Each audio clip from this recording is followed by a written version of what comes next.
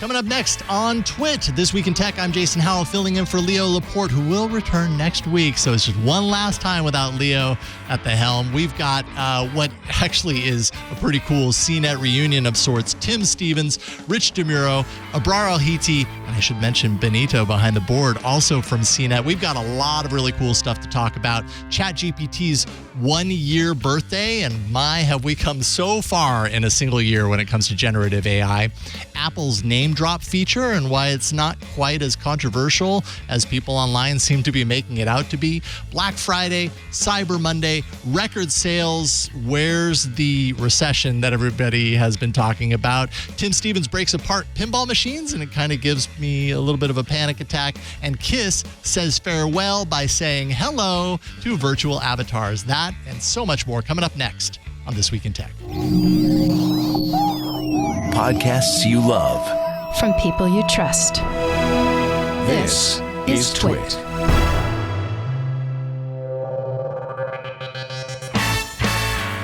This is Twit, This Week in Tech, episode 956, recorded Sunday, December 3rd, 2023. A giant rolling brick. This episode of This Week in Tech is brought to you by ZipRecruiter. Good news! If you're hiring, you've got help. ZipRecruiter. ZipRecruiter works for you to find great candidates fast. Its smart technology identifies qualified candidates for you, and you can invite your top choices to apply. Try it for free at ziprecruiter.com/twit. And by Stamps.com. Get your business ready for the holiday rush. Sign up with promo code TWIT for a special offer that includes a 4-week trial, free postage, and a free digital scale. Just go to Stamps.com, click the microphone at the top of the page, and enter code TWIT. And by ExpressVPN. Protect your data and identity every time you go online with the #1 rated VPN provider. Get their special holiday offer right now, and you can get 3 extra months of ExpressVPN for free with a 1-year package. Go to expressvpn.com/twit to learn more. And by Lookout. Whether on a device or in the cloud, your business data is always on the move. Minimize risk, increase visibility, and ensure compliance with Lookout's unified platform. Visit lookout.com today.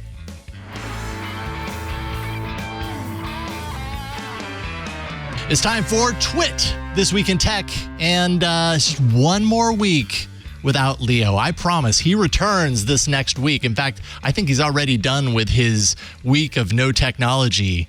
But he's not back here. That's why you get me, Jason Howell, sitting in for Leo. I don't get the opportunity to sit in on This Week in Tech very often, so I am very much looking forward to today's episode. Thank you for welcoming me into your podcast this week anyways.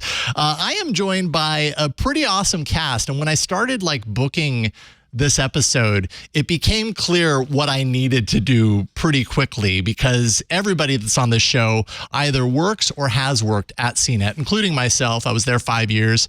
And so was Tim Stevens, who is no longer with CNET now. Of course, been gone from CNET for quite a while, but timstevens.substack.com. How you doing, Tim?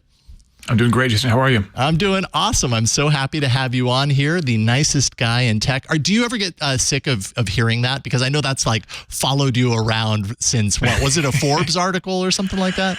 I think I was fortunate, actually, quite a while ago. So no, I feel very fortunate, actually, not to be too punny there. But no, it was a great honor, actually, to be told that. And yeah, I'm very happy that that's continued. I hope to live up to that. I try to anyway. You always do. You're one of my favorites. I appreciate you being here, Tim. It's really great to have you.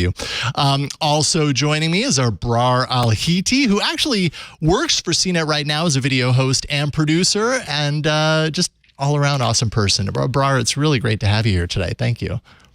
So great to be here. Thank you for having me. It's a pleasure to be on with Tim and to talk to Rich for the first time and to be on with you as well. Yeah. It's a pleasure. Yeah. Well, we, Micah Sargent and I have been doing Tech News Weekly for years, and we started inviting you onto that show. And every time we invited you on, after the show, Micah and I would have our conversations about post-show and be like, man, I love Abrar. She is awesome. Oh, and so, we started to kind of figure out how we can get you more integrated. And so I love seeing that you're on This Week in Tech. So it's great to have you part of this family too. I'm very touched by that, and I love you both so much. So thank you for having me.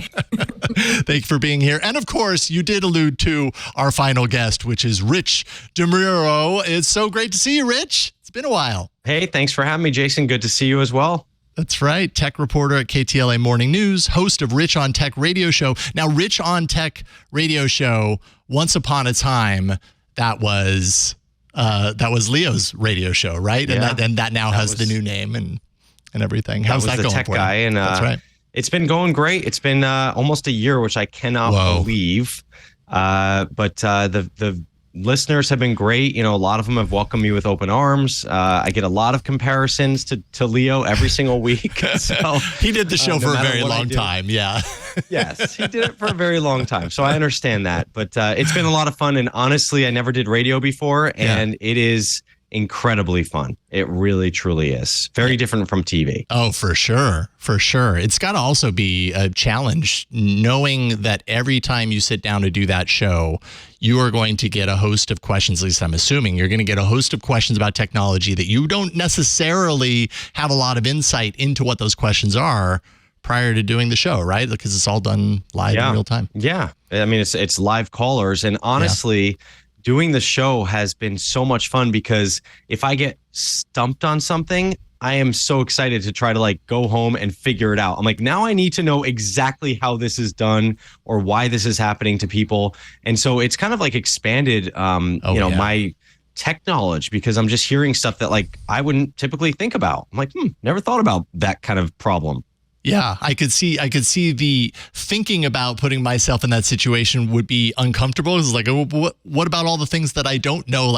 I would hate to be put in a position where somebody asks me a question and I don't have an answer for them. But then it's an opportunity to really kind of broaden your knowledge about all these things and become even more expert than you already are. I made the decision early on to not feel stupid when I don't know an answer because I've always explained this to people in the past. Tech people do not have the answer to everything. Tech people just know how to find the answer. And that is the difference between someone that really loves technology is that they will dive in and figure out how something works. And I think that's the big difference is that I'm not trying to pretend that I have every answer in the entire world. I don't. But I will take that journey with you to find the answer and I'll figure out how to do it. I love it. I love it. And definitely mirrors my experience with podcasting. There was a long time where I thought, if I'm going to be on a podcast, I should really know everything about the thing that I'm talking about, which of course is kind of impossible to know everything about everything. At a certain point, I had to kind of make friends with the idea that you know what, there's a lot that I don't know that I won't know. And it's actually, for me, the better approach to just go on that journey to discover the thing I don't know and learn more about it with the people who are listening and watching. So, and that's great. Well, it's great to have you here, Rich. It's great to have all three of you here. And we have some really cool stuff to talk about this week. Why don't we start by wishing ChatGPT a happy birthday. It turned 1, still wearing diapers. But it turned 1, I think it was on Thursday, the 30th of November. Can you believe how far we've come with this stuff in a single year? That is really kind of crazy. This has been a really crazy year for technology. And ChatGPT really, whether people love or hate it, really kind of seems to be the poster child for this current wave of the technology paradigm shifting. What has been... I don't know, Tim, let's start with you. What has been your experience with some of these tools, and have you been working with ChatGPT? And do you think all this energy around it is worthy of it? Yeah, it's pretty remarkable how far we've come in just this year, and the impact that ChatGPT and other associated language model technologies have had on so many different economies in the world in just that year. The number of companies that have been upended, the number of hiring freezes and layoffs that have been announced as people are trying to really leverage these sorts of models in their businesses. It's pretty remarkable that we're only 12 months in. But as far as on the daily basis, that kind of thing. I mean, I'm using the search plugins and that kind of thing more as just to see how they're evolving. But for my business, the only time that I've really used AI myself, as a freelance writer, is to help me sometimes when it comes to research. I don't really trust these models to provide any information that I ever want to write, but I do trust them to help me find sources for information. So kind of like going to the librarian and asking, what sort of things should I be reading if I want to learn about this technology or that technology. I found some interesting academic journals and that kind of thing through ChatGPT and through other services like that I probably wouldn't have been able to find as easily without them. So that kind of thing is useful, but we're still, I think, a really long way from me to be able to rely on those services to actually, generate any actual content that I would feel comfortable including in any way, or even providing me any information that I would feel comfortable using without doing, my own fact checking and that kind of thing. Yeah, the fact checking is essential. As we know, these things do not spit out absolute facts, although they're very convinced that what they're spitting out is correct, or they probably aren't even convinced of anything because they're not human beings. They're spitting out the next word that they think is the right word, based on the information that's been fed into them, and you do have to scrutinize that. Abrar, have these tools kind of made their way into any part of your process in doing what you do professionally or even personally? I mean, these things can be used for everything. I feel like I'm being stubborn just because I'm like, I'm intrigued but cautious about this technology. And so I haven't necessarily felt compelled to use it in my everyday life. I've played with it just to understand it. But I haven't used it for anything actually, that could be helpful to me just yet. I don't know how long I'll be able to hold off just because it's going to be everywhere. And I feel like it's kind of turned into this meme where every tech company, every time they have an event, it's count how many times they say AI because it's all anyone's thinking about. So it's not going anywhere. So I'm kind of figuring out what my relationship with these kinds of platforms should look like. Mm-hmm. What about you, Rich? I'm super curious. Well, I guess you got your hands in a whole lot of different out things here because I have gone 100% full in. I pay the $20 a month for ChatGPT. I've got a tab open on my computer at all times with multiple ChatGPTs. I've built my own. I actually did something kind of cool. So I took all of the transcripts from my radio show and I programmed them into a GPT. And so I can ask my own GPT what I've said about a topic. I mean, it's literally like my brain on a computer. Now, it's not very good right now. Like they're definitely having some, like sometimes it'll get the answer right and other times it just won't even come up with the answer. Same question. Right. So it's not there just yet. But, when it comes to professional and personal, like I am using this like for everything. For my professional world, I mean, I get an interview, I transcribe it using AI. I'll have AI kind of pick out the highlights as my notes for that interview forever, in addition to what's in my brain. I don't use it to write things, obviously, because that's kind of like I can't really trust it to do that. But headlines, Instagram, captions, pretty much anything where I want a creative partner on something, I will pull it. And, you can't necessarily use what it comes up with immediately, but it's almost like this just creative friend. It's like a writer's room at like a TV show, it's like you have a bunch of people saying stuff and it's just giving you all this stuff all the time. And you're like, okay, that's interesting. And so I've got it on my phone. I've got the app. It's just great. I really am so impressed with the variety of things I find to do with it, travel and shopping and ideas, just everything. And the more you use it, are you finding you're developing different skills around how to use it more effectively, how to trust what you're actually getting or what deserves more scrutiny and everything? Like I remember kind of throughout this year, it feels like longer because so much has happened in a year around, generative AI and everything. But I remember in the beginning hearing about it and feeling like the mountain was too steep for me to get involved. Like I had some hesitation initially in actually using the tools. I was like, I don't want, God, am I really, going to learn this new thing?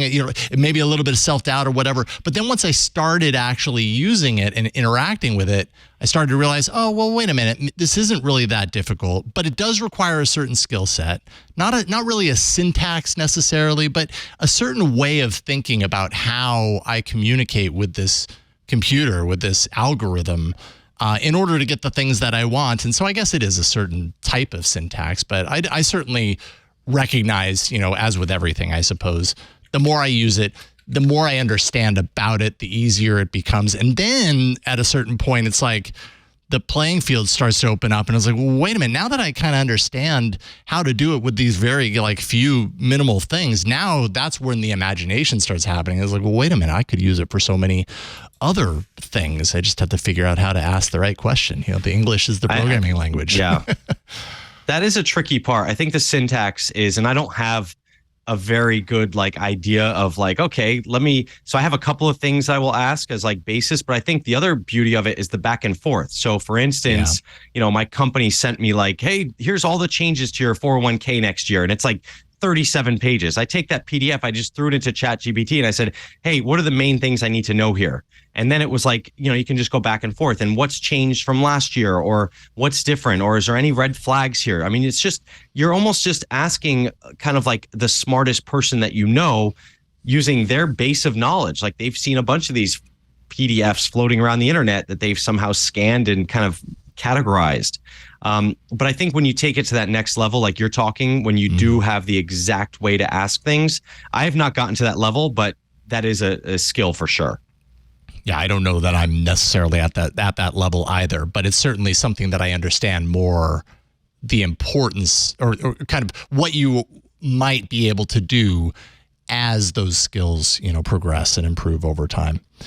1 year. Imagine what we'll see in 5. It's really kind of remarkable, kind of how quickly this has taken over the other things we were getting excited about, or some people were getting excited about, things like, the metaverse and, of course, crypto and everything. Does this feel different to you, Tim? Like, where do you stand? You're not relying on these services necessarily right now. So I'm actually really curious for both you and Abrar. To a certain degree, that means that you're a bit removed from kind of the hypey quality of these tools, because once you start using them, in my experience, you can get really excited about the possibilities. Do you believe that this kind of moment with generative AI, a year in from the birth of OpenAI, is different than what we've seen in other hype cycles around things like, crypto and blockchain and that sort of stuff? Yeah, I definitely think so. And I think the main reason is that, with crypto or with the metaverse or with a lot of other technologies like that, there has to be a big period of explaining why this is beneficial for you. And in a lot of cases, that's still happening. I would still need to explain to a layperson why they should care about crypto. And the honest answer is they probably shouldn't. They don't really need to. Same thing with the metaverse. The metaverse is not really changing anyone's life yet. It's more about, if you adopt this technology, maybe down the road, it'll change your life. But right now, it's not really doing much for anybody from, a serious productivity standpoint. So when we talk about, large language models and things like that, and we talk about the sort of services that Rich was talking about, or that I've been using for research, and I forget to mention, I've also used them for generating like simple legal contracts and things like that. That's a really tangible, immediate benefit that I can have right now. And it doesn't take more than 5 minutes to show somebody, here's how you use this thing, and they can immediately kind of get it. Whereas those other technologies require explanation, they require some nuance, and ultimately they often require some sort of financial investment, whereas ChatGPT is free to go play with anyway. So I think it's a lot easier for people to understand, but I think it's also easy for people to then make that leap that, this is so great and it kind of came out of nowhere in the eyes of most people. And so therefore the expectation is that, well, if it went from 0 to 100 in 12 months, what's it going to be like in another 12 months? And for sure, I think we should expect, continued levels of improvement, things getting more and more interesting and exciting. But ultimately, as we've seen with AI learning since the inception, since, back in the days of Lisp programming and things like that, it's really easy to get to that impressive point, but to go from impressive to bulletproof is a massive task. And that's kind of where we're at right now, which is kind of, I think what you were saying, Rich, where it's really, really good, but it's not quite reliable to the point where you can kind of depend on it, where you would really want to run your life on it, that kind of thing. But it is really impressive, and you can absolutely see that potential, and you can also see the kind of the negative implications as well. I mean, the fact that the SAG strikes this year, that AI was such a major topic in those discussions back and forth, is pretty amazing, because if that had happened 12 months ago, 24 months ago, I don't think that would have been even on anybody's radar. And that, to me, I think speaks to just how widespread the understanding of this is versus something like cryptos and tokens and things like that. Yeah, they are very different the cryptos, the blockchains, all that stuff is. It's obvious that some people have such a deep understanding of it that they can kind of conceptualize what that can lead to. Yet the everyday person, of which, by the way, I include myself as well. Like, I love technology and I do technology podcasts, but at my heart, I'm like an everyday technology user to a certain degree. And when I look at what these AI tools are capable of, it's really easy for me to look into it and go, okay, I can list off 10 ways right now off the top of my head that I could use these things to make my work a little bit easier, to take the pressure off of, finding the perfect gift for someone when I'm totally out of ideas, or any number of things. It's easy for me to draw a connection between those tools to something in my life. And I think that was a challenge largely when we're talking about crypto and blockchain and everything. Sure, you're telling me it's a really big deal, but I have a hard time conceptualizing that and really understanding that. But I can here, and that makes it feel like a bigger deal to me. What do you think about that, Ebrard? Like, between the differences between some of these past hypes and where we're at right now, does that have you feeling any difference about where AI is headed? Yeah, I fully agree with what Tim said, because it feels like I've been thinking a lot about what this shift that we've seen with Meta, for example, with talking about the metaverse. For the longest time, they were touting it as where we all wanted to be. And we didn't understand why, and we still don't fully understand why, especially when we are already, the screen fatigue, Zoom fatigue, all of it's so real. So why would I want to be in a virtual world with people? And so I think with generative AI, it's clear. It's not only clear what the benefit is, but it's also so accessible. And I think the closest thing that I could think of, and this isn't a direct parallel, but think of the way social media changed the world, where you can create a free account and you can interact with people in a whole new way. And that was a very strong, sudden shift. And this is a very strong, sudden shift that is accessible and meaningful, and will only continue to shape the ways that we act and interact with each other. Yeah, indeed. Well, we're talking all about ChatGPT, and of course that is an OpenAI product, and it's kind of hard to not jump right into some of the craziness that we were all following just a couple of weeks ago.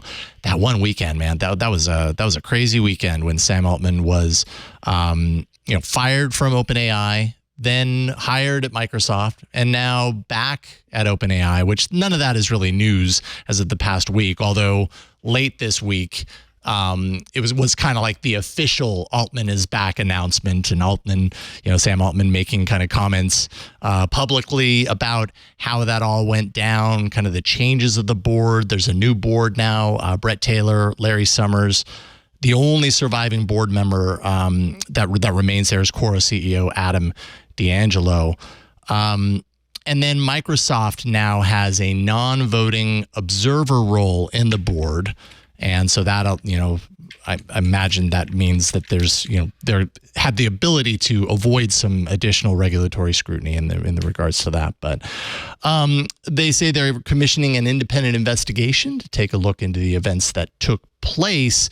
My question for anyone who chooses to take it and run with it is the impact of this event and the impact that this has on the board. We have this basically, for the most part, a new board with Microsoft kind of in more of a position of influence than they already were. They were pretty influential, I'd say, to OpenAI already. They're now kind of more closely intertwined.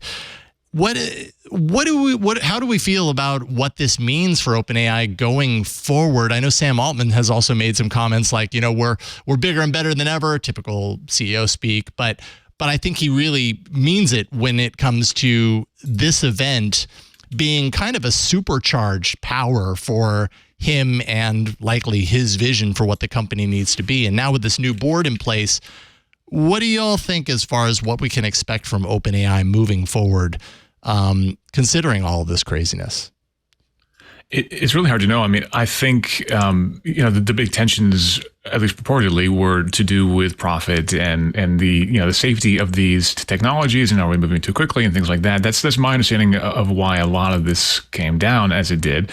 And ultimately, my understanding is that it was the board's role to kind of pump the brakes on things. And so it's pretty clear that their attempt at pumping the brakes in a rather dramatic way was completely overturned. And so that makes me a little bit concerned about who's watching the Watchmen. Not exactly, but I mean who's going to make sure that this technology is safe, because it was ultimately the board's role to ignore profits and to ensure that this technology is being deployed in a way that we can all be comfortable with. With that out of the picture now, and with Microsoft stepping in as well, Microsoft, I don't believe that Microsoft is evil in any way, but certainly they are a corporation and they want to make money. And so is that now the interest of the board? Is that now the prime directive of the board? That's my big question that I haven't found a good answer to. Maybe all of y'all have heard more on that front, but that's what I'm thinking of right now. And that's what I'm a little bit worried about as we come out of this. Yeah, it really seems. There's no way this hasn't emboldened, Sam Altman and the employees who were so vocal about, how against this they were. So it's kind of like they have this extra fire lit under them to just kind of keep pushing for whatever's coming next. I don't know, but I don't know what that is. Yeah. I mean, it really solidified the fact that Sam Altman is ChatGPT, is OpenAI, and no matter what, whether that company, I mean, I think it shows me two things. Number one, that company is almost like it was very fragile as an organization for this to happen. So that's concerning, especially for a company that has probably the most important product of the past 5 years. And so that's interesting. But it just goes to show that Sam is the superstar here. He is the foundation of this technology. He's the visionary. And, we're starting to see this more and more in tech, where it's like these sort of like outspoken individuals. Not that he's outspoken, but it's like it used to be, a technology company like Microsoft, maybe a new Bill Gates, right? And it's like, that's it. And it's becoming more and more where like these tech superstars are the superstars themselves, and the tech is kind of intertwined with them. And that's what we're seeing happen here with him. And, if he would have left that company and started his own thing, it would have really had some major implications. So I think they kind of really saved a bad thing from happening by having him back at that company. Yeah, even if he had left and gone to work for Microsoft, which was, for a short moment in time, the thing that was happening, it's just kind of crazy to me that the announcement was made and yet things still kind of ended up reverting back to normal. Because in the moment, it seemed pretty real. And I remember everybody, hitting Twitter and everything, basically saying Satya is a genius, which he's a very, very smart man. But I think in the end, there was a New Yorker piece that I read that really shed some light on the fact that the board, that Satya really didn't want any of this to happen. And bringing Altman and the avalanche of employees from OpenAI that were willing, which was like most of them, that were willing to follow him over there, as much on the outside as that may have seemed like a huge win for Microsoft, would have been an insane challenge for them to pull that off quickly. Satya really, according to this piece, really wanted to kind of keep things the way they were for his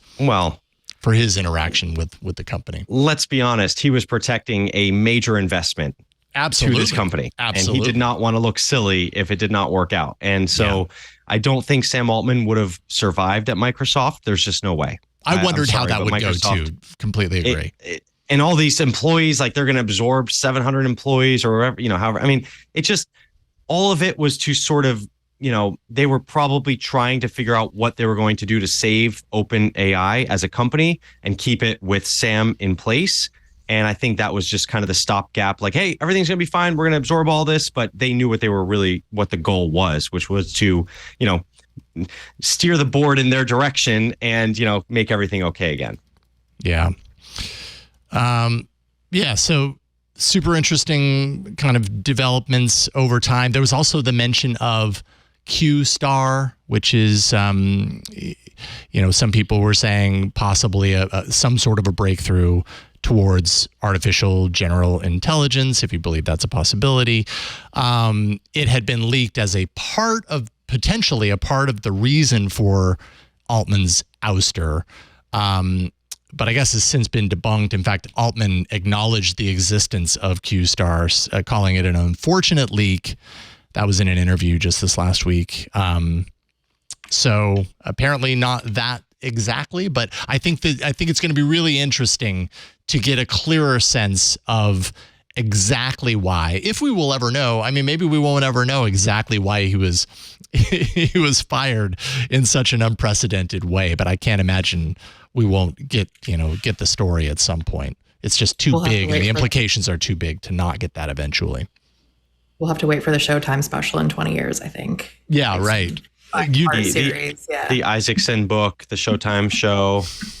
It's Will all there be any human actors in the Showtime show? No, yeah. Well, that's the thing. Like, now Hollywood, by that point, you're just firing up a machine and telling it this is the movie I want, and it just makes it, right? Yeah, that's totally good. And you won't even have to worry about getting actors that kind of look like the people, because you can just have a generated movie that looks exactly like the people because it's been fed images of the actual people. There we go. That raises some interesting rights questions, but it should make for some interesting filmmaking. Yeah. I'm both curious and terrified because there's a part of me that's like, you know what? Like, I want to see a motion picture that's created in this way. I'd be super curious to see what that would turn into. But I also don't want the current, the art that is filmmaking the way it is right now to go completely away because of that technology. So I don't know what I want when it comes to that. I don't know. I'm intrigued. That actually reminds me. I am too. I think we've all seen, the TikTok shorts and things like that of the, like the Star Wars in the Middle Ages and things like that, and all the amazing concepts, and they make for great, 30 to 90 second clips. But the idea of something like that being drawn out to 2.5 hours, right now, it doesn't really seem feasible. But honestly, I think that the overall aesthetic of AI, the way that images shift and the kind of almost mind-altering appearance of a lot of these things, I wouldn't be surprised if that becomes kind of almost an aesthetic that even some filmmakers try to replicate, because it is an interesting visual effect, and it's the kind of thing that you could see people resonating with and wanting to capitalize on, even if they're creating films by hand. So I'm interested to see what filmmakers do with this technology going forward, even if they are still, holding the reins and making sure that the ultimate product is what they want. These tools, I think, could really result in some interesting filmmaking going forward in the real near future. Yeah, well, we're already starting to see some real progress in this front, tangentially related, but definitely related to what you were just talking about. I have it a little bit later in the rundown. We'll talk about it right now. Pika 1.0, which is a video generation, AI generation system that launched after 6 months in beta. And basically, it's all about creating high quality video out of text. And there's actually a video, if you scroll down, I can't remember if that article, the TechCrunch article, has some video. But anyways, the clips that are coming out of this thing, they're like 3 to 6 second clips that it's possible to create with this. And I mean, in some ways, certain clips end up kind of rivaling, at least to some degree, what you could expect to see from like a Pixar cartoon or something along those lines. And then I did, Benito, put down below that article a Twitter thread.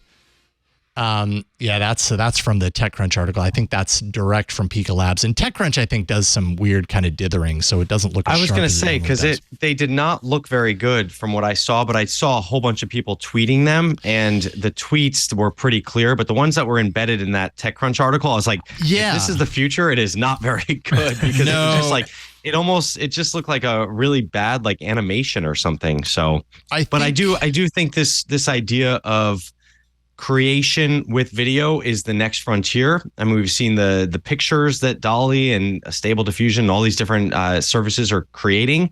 So video is kind of like that holy grail. And if you can make we're going to see a whole bunch of short form content that just relies on this, and it's going to get better and better. And it's going to inform a whole nother generation of people with these TikTok videos and stuff. So just like we have the AI voice, we have AI pictures, and now it's just going to be video too. Yeah. Yeah. For better or for worse. Yeah. And a lot of social media sites, I believe YouTube Shorts and TikTok have disclaimers on videos that are used with generative AI, because it's just going to keep popping up in things. And as it gets better, it's going to be harder to tell what, used AI and what didn't. Yeah. But Abrar, I'm sure you've been in the edit situation where you need a clip of something, like you're editing something. I need a video of someone just putting something in the mailbox, obviously very dated, something that you would need, but you know what I mean?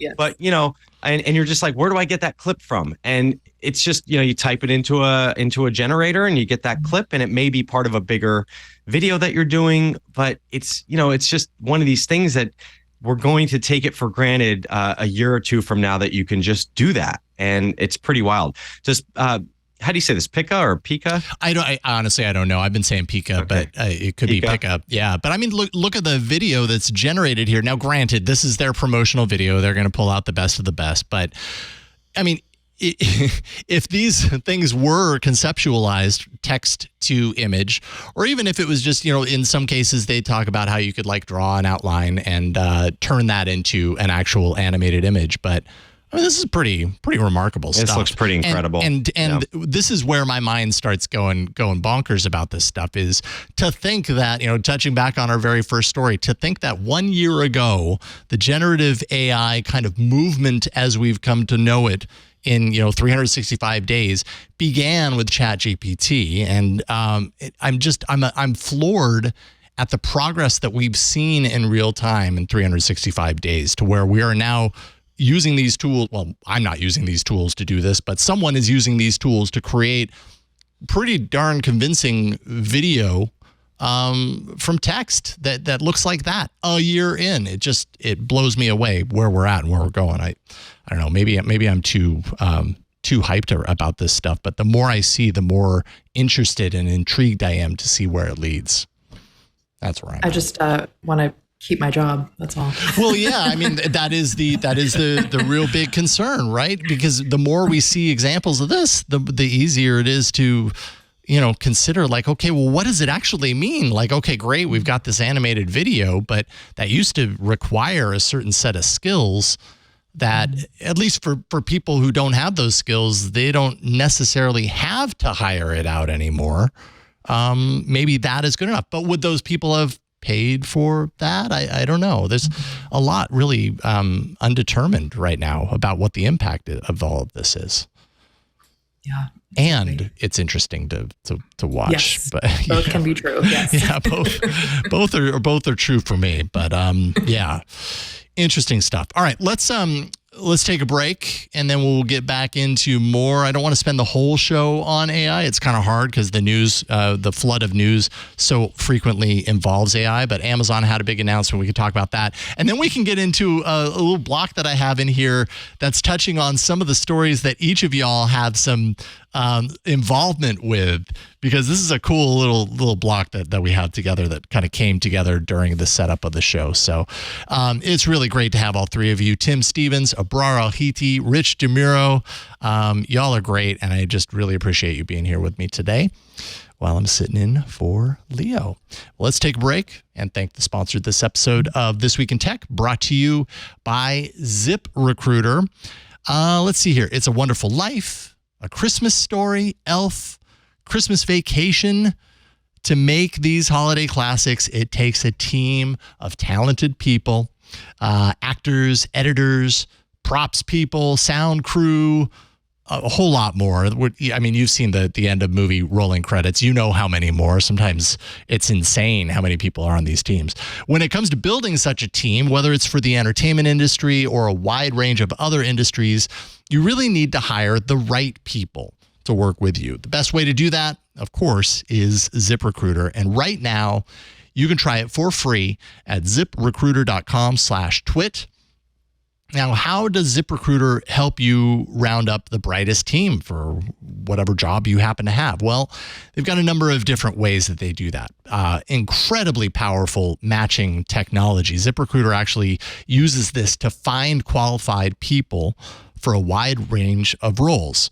And then invites them to apply. So you can see top candidates that you're really interested in, and ZipRecruiter then makes it easy to send them a personal invite. That invite is kind of meant to encourage them to actually apply for the role that you have. It's inviting them in. It's saying, hey, you meet the qualifications. We are interested. Want to come over and check it out? And then finally, attention-grabbing labels. ZipRecruiter offers labels for your job post that speak to flexibility, things like remote. A lot of people are looking exactly for that. Training provided and more, so you get the applicants that you want, the applicants that you are looking for. Make your hiring a little merrier with ZipRecruiter. 4 out of 5 employers who post on ZipRecruiter get a quality candidate within the first day. Super fast, right? They've got an incredible pool of people. Just go to this exclusive web address right now to try ZipRecruiter for free. It's ziprecruiter.com/twit. One more time, that's ziprecruiter.com/TWIT. ZipRecruiter is the smartest way to hire, and we thank them for their support of This Week in Tech. All right. One more, at least in the top of the fold, AI stories. I'm sure there's other stuff throughout here, but then we can kind of take a reprieve from AI for a little bit. But I do think that it's important to mention that Amazon held an event this week. It was the reInvent conference in Las Vegas. Totally AI focused, new AI chips, as all these companies seem to be doing right now, which is interesting for other companies like Intel and others that are used to providing these chips. Amazon creating, its own AI chips for faster, better performance, energy efficiency, all that kind of stuff. But they also introduced their own chatbot designed for business. They're calling it Amazon Q. And I've already spent my time on a couple of other shows over the last week, ridiculing this constant need for big tech to pick the letter Q as their one-letter name for their products. I don't know why that letter. I mean, I know why, because it's basically based on question, but still, it just seems like a weird letter to choose in this year. But anyways, all about customizing these chatbots for your business, which is similar to, Rich, earlier you were talking about setting up your GPTs for very specific experiences and very specific purposes. This is kind of the same thing here, but intended for business to do that, feed in all of your business documentation to create a very specific chatbot for just what you offer. Now you have it, I'm assuming, Rich, that you've not played around with Q yet, but you have done with the GPTs.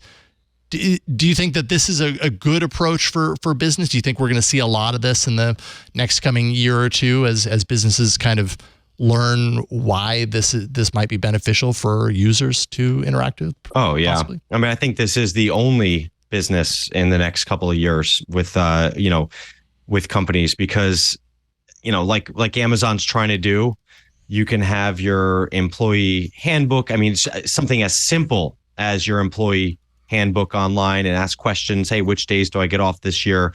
Where do I sign up for this? Where do I go for that? But then when it comes to insights into the actual company, I think that's what Amazon is really trying to do here, is have you feed in all of your data, and then a salesperson can ask, hey, what was our, third quarter like this year compared to last year? Stuff that you can do today, but it takes a lot of skill, takes a lot of spreadsheets, takes a lot of know-how. Mm-hmm. And this is going to just erase those boundaries. And what you were talking about earlier, Jason, is, when it comes to these jobs and these, the boundary to entry is just going to be so low, the barrier to entry. It's just going to open up an entirely new realm for people. These prompts that people know how to ask, like, I know how to ask better questions to the GPT than you. It's like you come in with that skill set. Like you come from another company and you're like, hey, this kid knows what he's doing. He knows how to ask these questions in the right way to get the right answers that can help us, improve our business. So I think there's a lot here. Amazon, obviously with their AWS, they have an in with a lot of companies. So they've got that sales lead. And I think that's why they're doing this, because it's an easy add-on for companies that already do business with AWS. Yeah. Yeah, indeed. I think I think you're absolutely right. The AWS connection is kind of key here. And also, but the other side is that trust thing. And I think you mentioned this, but that's the main thing is that if you're a CEO and you have certain access to stuff at this GPT that an entry-level person should not, or a different department, that could be the troubling area of this. And we already know how these things hallucinate. There's got to be very clear boundaries between the data that these GPTs have access to and who they give this access to.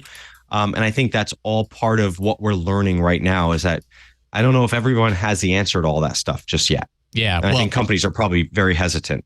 Yeah, the platformer actually got a hold of some documents, some leaked documents, just a few days after this, Amazon Q was announced, that really call into question its ability to be accurate. Also calling into question some privacy issues, leaking confidential data, severe, it said, inaccuracies of output that was reported. Amazon, of course, is pushing back on that, saying it has not leaked confidential information, but the internal document said Amazon Q can hallucinate and return harmful or inappropriate responses. For example, Amazon Q might return out-of-date security information that could put customer accounts at risk. So that trust element, super critical.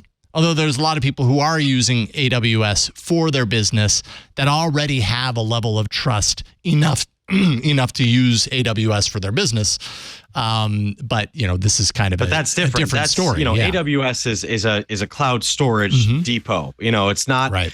It doesn't have this little gremlin in there that's just, going through all the data and then coming up with a GPT to kind of interact with that data. That is a whole different realm. And I think that companies want this, and Amazon, there's not too many stumbles you can take with this. Because you only get one chance. And this is an area that people want, but we don't know what the implications are. The employees' access, and what if it gets hacked? I mean, there's so many ramifications of having that much data at a GPT disposal. Mm-hmm. A GPT or a Q or whatever it is. They're all getting into this kind of like customized, specific chatbot specific to a purpose. So yeah, you'll see a lot more of them, and I'm sure we'll have a lot of the similar questions about its, ability to keep things confidential and to, keep being accurate in its output, as we see here. Is Amazon a little late to the party? I mean, I realize it's only been a year, touching back on ChatGPT 1 year later, but Amazon, I don't know, it feels like maybe they're a little late, but it probably doesn't matter, right? Because at the end of the day, it's all about the people who are really all in on the AWS platform. Yeah, I still feel like it's pretty early days for this technology, and I don't think there's really a need to be on the bleeding edge, especially if, as Rich mentioned, someone's going to stumble at some point, and I don't think anybody wants to be that company that stumbles. So I still think there's a lot of greenfield opportunities for this kind of technology within large corporations, and I hope that the reason that they're late is because they are taking their time and making sure that this stuff is safe, and it's not just that they're lagging behind and now they're trying to catch up desperately. But of course, only time will tell on that front. Yes, indeed. About the fact that we haven't really heard from Apple in terms of what it wants from AI, right? So there's still a lot of room for those big tech players to, get their piece of the pie. Yeah. Yeah. Well, how about the other side of this? What about Google? The fact that they are late to this game because they want to be late. If you look at what ChatGPT and all of these services have done to Google's search business, it is literally anti to everything that makes Google money. To get these answers on a page instantly without clicking, and of course, clicking ads at the top of your feed. I mean, Google's entire business is to get you to click the top 2 or 3 links before you find your information and make money off of that, right? And so they knew early on when they saw this, because Google has been doing AI for 10 years now. Yeah. They knew that this was not something they wanted to come out with unless they were forced to do it. And now look, they already dismantled their assistant team because we don't need you guys anymore, because we know that the GPTs of the world are going to take this over. Yeah. And, they've got Bard, which is just a tiptoe. They've got the generative stuff, but Google knows they need to make a move that is going to not ruin their entire bread and butter, which is, the $70 billion they make from search ads or whatever it is. And, they're in a very precarious position here. What I would like to know is if Google is aware of what they're doing to all the other results that aren't paying, because ultimately, if their generative AI is able to extract all the information that you need from a buying list or something, or a buyer's guide, a holiday gift guide, that kind of thing. That's ultimately depriving that editorial site of revenue that would be used to ultimately keep that site alive. And so if Google's AI agents are good enough to prevent someone from clicking on that article, ultimately that'll drive that company out of business, and that'll mean that Google search results themselves will begin to dry up. And I haven't really heard a lot of discussions about what Google hopes to do about that kind of situation. That to me is disconcerting as well. Certainly they need to make sure that their ad revenue survives, but they also need to make sure that the internet survives. And certainly, this technology has the potential to really upend things in a pretty catastrophic way. Mm-hmm.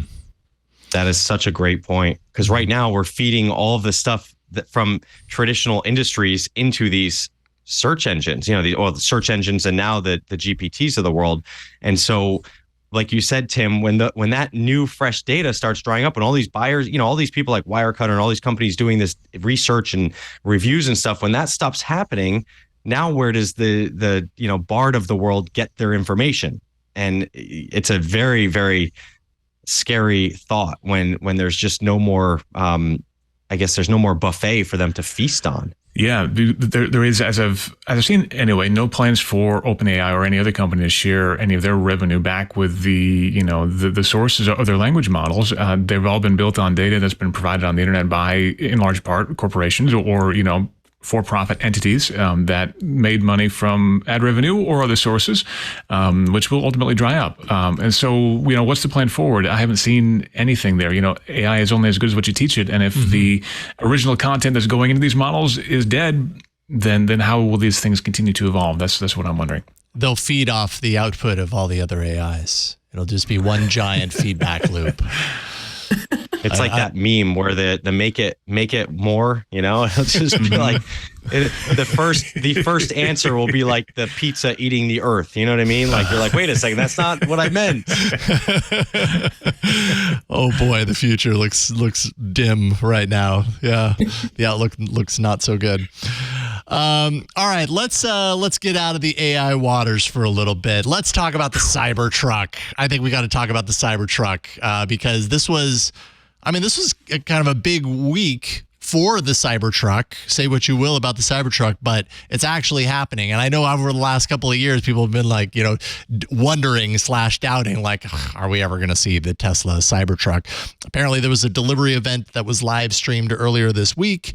Select customers, people like, I don't know, Alexis Ohanian. So, big namers, I imagine, to get the press, got theirs, I guess. It's been 6 years since the first tweet of the Cybertruck happened. And Tim, you wrote all about the Cybertruck. You said, don't hate the Cybertruck, hate the game. Tell us about it. There's been a lot of backlash about the Cybertruck, and certainly I've been, responsible for some of that myself, because it's hard to not be disappointed by how long this took. I mean, it was promised. It was launched in 2019. I was at the event there where they rolled the thing out and where they, famously threw the giant steel ball at the glass and broke the window. Oh, boy. I was there, and the initial promise was a $40,000 truck that'll do 250 miles of range, or I think it was the high end was going to be $69,000 for the 500-mile range truck. What we instead got was a 250-mile truck for $61,000 on the low end. That's the cheapest one. Or if you want an all-wheel drive Cyber Beast, you're going to be spending $100,000, and none of them are going to go 500 miles of range. The only way that you're going to get close to that is if you pay extra for an additional battery pack that will fit in the trunk of the truck, and that will ultimately decrease your cargo space and make this truck that's already, I think, knocking on 7,000 pounds, it'll make it even heavier. Okay. So substantially more expensive, at least 50% more expensive than was anticipated, with less range than was promised. And of course, it's wildly late. It's also, the build quality of those initial cars is, as expected, not very good from what we've seen so far. And it's hard not to be disappointed. But ultimately, my reaction to this isn't so much about the state of the truck. We all knew it was not going to be as good as what Musk promised 4 years ago. The fact is, Tesla's still going to sell every one of these things that they can make. Tesla is ultimately going to make a lot of money on this thing. And to me, it's pretty disappointing that ultimately there's going to be no accountability for those missed dates, those failed promises. that this will just be another success story for Tesla down the road that will ultimately just encourage Elon Musk to continue on making bombastic promises that prove to be completely false, and no one's ever going to be held accountable for, which is a little bit unfortunate to me. And I also think it's a bit of a bummer that this is basically a giant rolling brick with no kind of creature comforts involved, or no sensibilities when it comes to actually working as a truck. And none of the tests we've seen so far have been focused on hauling cargo, towing things, going off-road, any of that stuff. It's all been about how quickly can it go down a quarter mile? Is it faster than the Hummer? Stuff like that. And that to me is a little bit boring. Yeah. I mean, if it's a truck, compare it against things I want to do with the truck. That makes a lot of sense. I like that you called it a giant rolling brick. That's my new favorite way of referring to the Cybertruck. Abrar, is the Cybertruck in your future? Do you have like what are your thoughts on this thing? I've actually got one in the driveway right now. Oh, you were one of the people. Well, that's the lead right there. We buried it. Goodbye, Bart. This is my new way of getting around town. There you go. The obvious second to Bart is the Cybertruck. Obviously. No, it's fascinating to watch the social media storm as all of this unravels. And it's I don't know. I mean, I'm not a car person. I can just tell you I think it's ugly. And that's the insight that I can give you today. That's all I can contribute.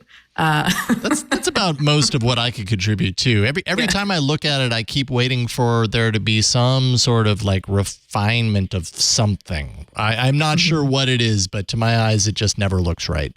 What do you think, Rich? I don't know. I'm trying to collect my thoughts on this Cybertruck. Tim painted a pretty grim future for this thing. But I live in Los Angeles. I think that, and Alexis lives here, I believe. I think, one of the first buyers, I think he's here in LA. And so I just see this as a car that is a showpiece for eccentricity. And people will get it because it looks different. It's unique. It looks like something out of a sci-fi, movie. And I think that's where it ends. I think that with Tesla, they have used a lot of the knowledge they gained from building the millions of Teslas out there. And that enabled them to make this platform. Yes, it's not as good as we had hoped with the mileage and the price and all of that stuff.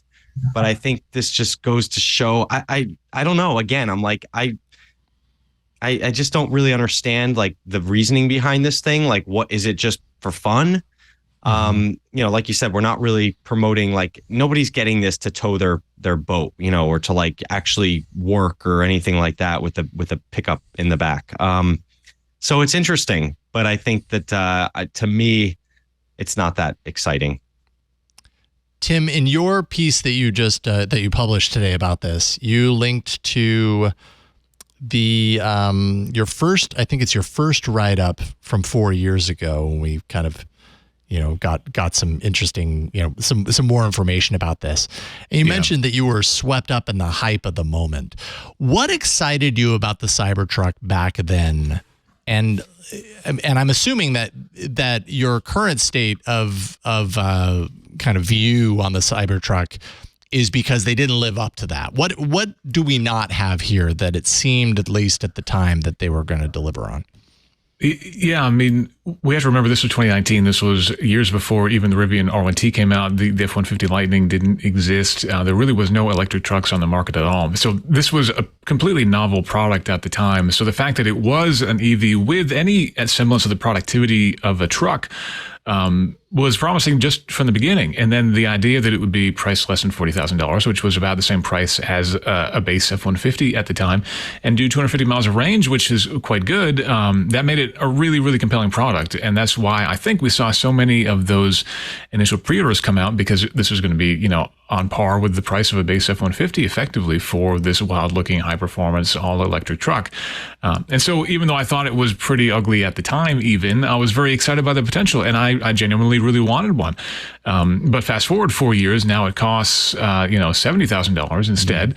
Now that we have the F-150 Lightning on the market and doing reasonably well, at least from a standpoint, and having the F-150 that is a product that is designed from the outset to be a practical, usable thing, that they've put a lot of thought into how can we make a truck that is the kind of thing that can go to a job site, that can power a job site, that can keep a contractor from having to rent a generator, for example. They can just use their truck to power the job site.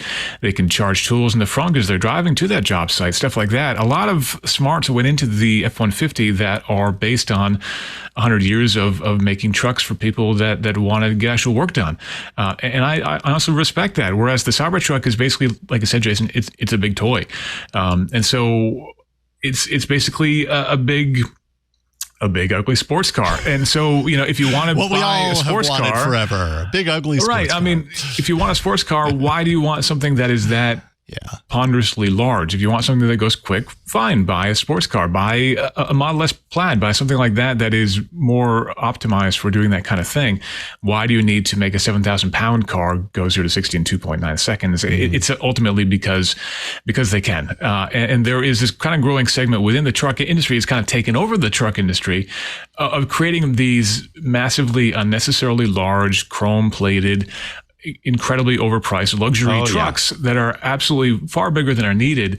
And ultimately, again, you can draw parallels to sports cars. The sports cars are faster than you need and that kind of thing. But when you're talking about a really large truck that is unnecessarily large, you're talking about actually creating safety issues for everybody else on the road.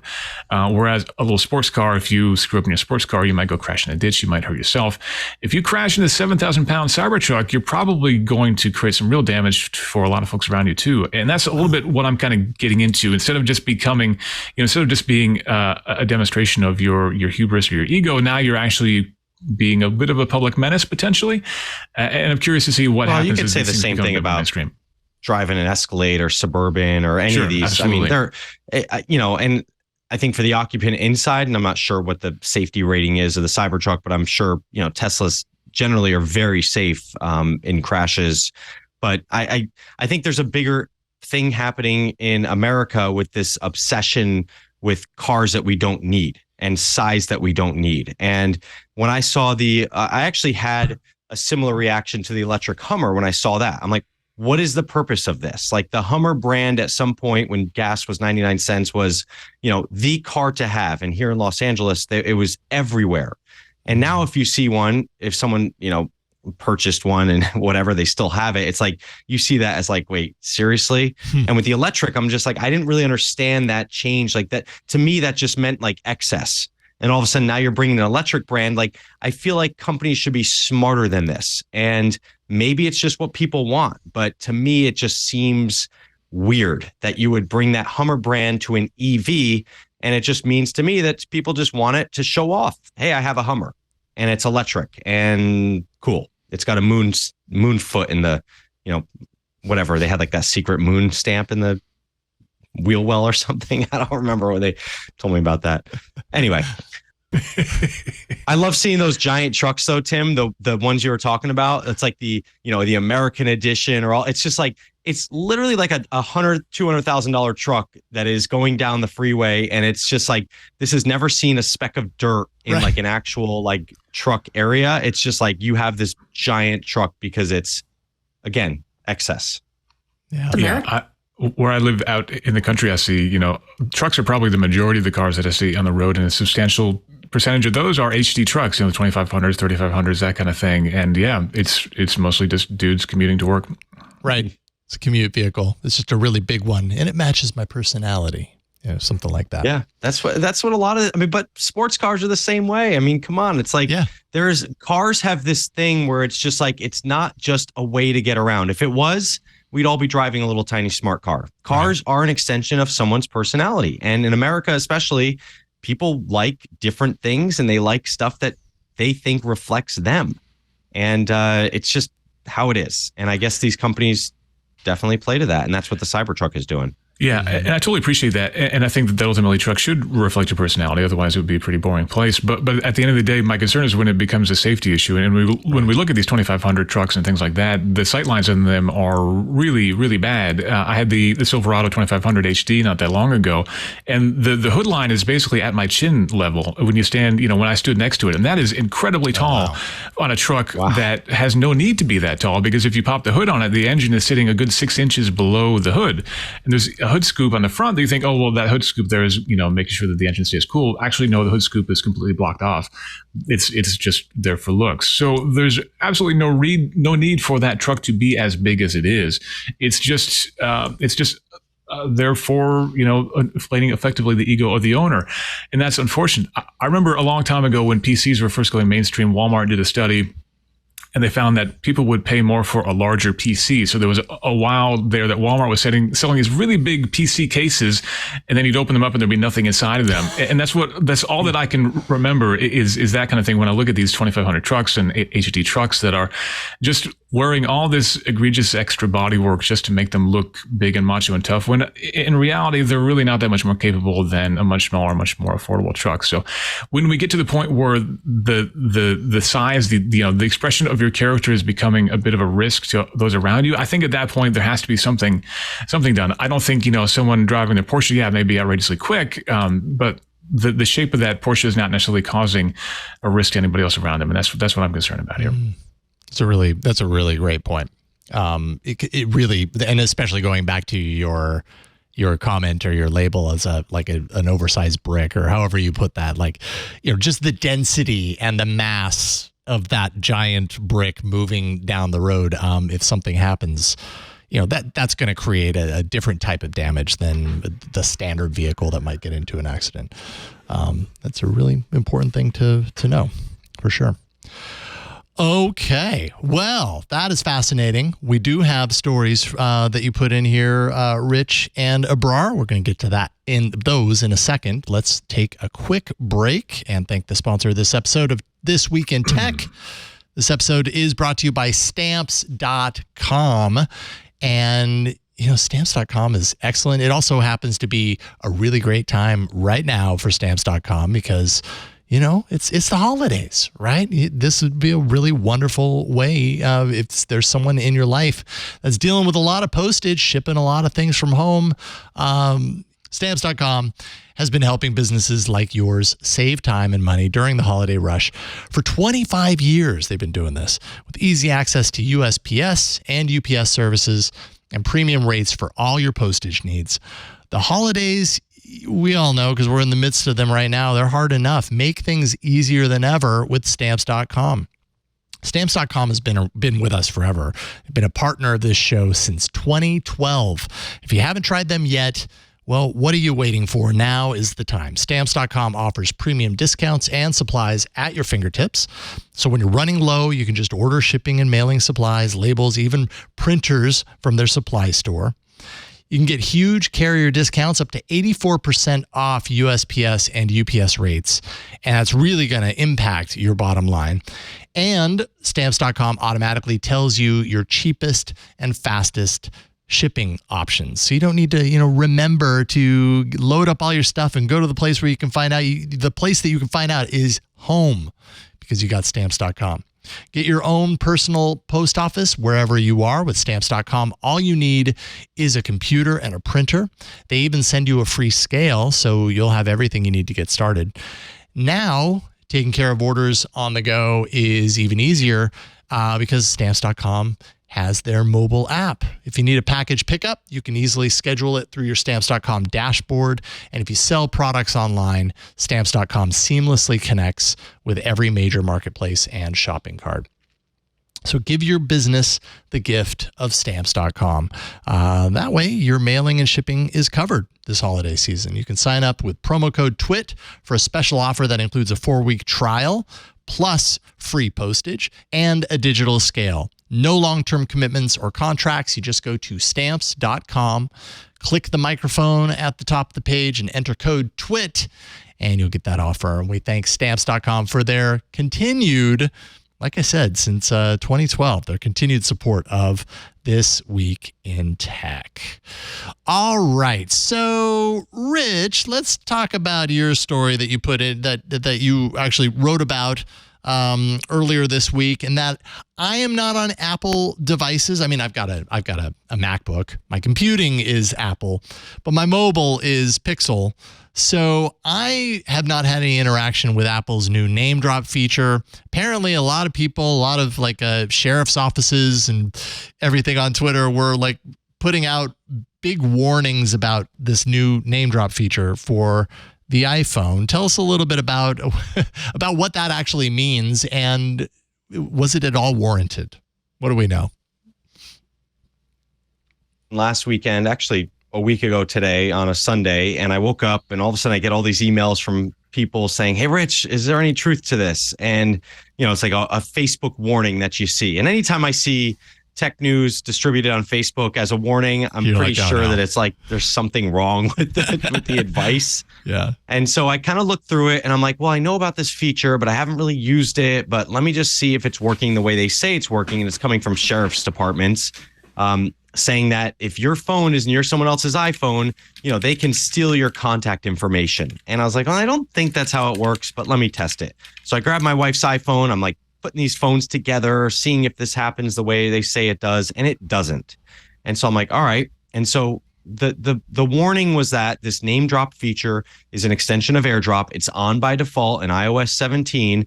And if a stranger got near your phone, they would steal your email, your phone number, whatever, right? And they said, make sure you turn this feature off, and more importantly, turn it off on your kid's smartphone because, they're at risk as well. Your kid is probably smarter than you, by the way, so it would be less apt to happen to them.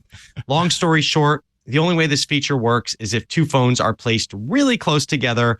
It activates the feature, which does a vibration and a bubble up on your home screen. Your phone has to be unlocked for it to happen, and for the sharing to happen. And you have to press a share button and you choose what information is shared. So none of this is happening automatically. None of it's happening without people sort of realizing that it's happening. But by then the damage was done, and it came out to be pretty much fake news. So it's on by default, but you do have to turn it off. But the only way that any sort of transfer of anything can happen is you have to basically confirm it, essentially. And your phone, you have to, now your phone, there is a little nuance to the way it would activate. And so with the newest iPhones, they have an always on display. Some of them do and some don't.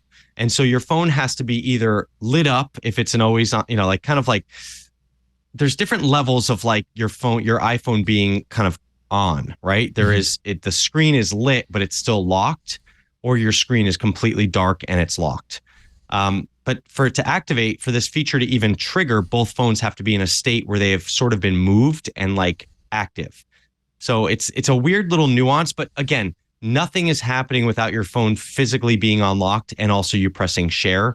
So it's just one of these things that I think it was an easy win on social media because it looked like these sheriff's departments were being very smart in helping people, when in reality, they were just scaring people into turning off this feature that no one even knew about or cared about. It's not like everyone's even using this feature to exchange phone numbers. So the whole story is just so weird, but it's like, it was basically people trying to have an easy win on social media by helping people that turn out to be just completely fake and false.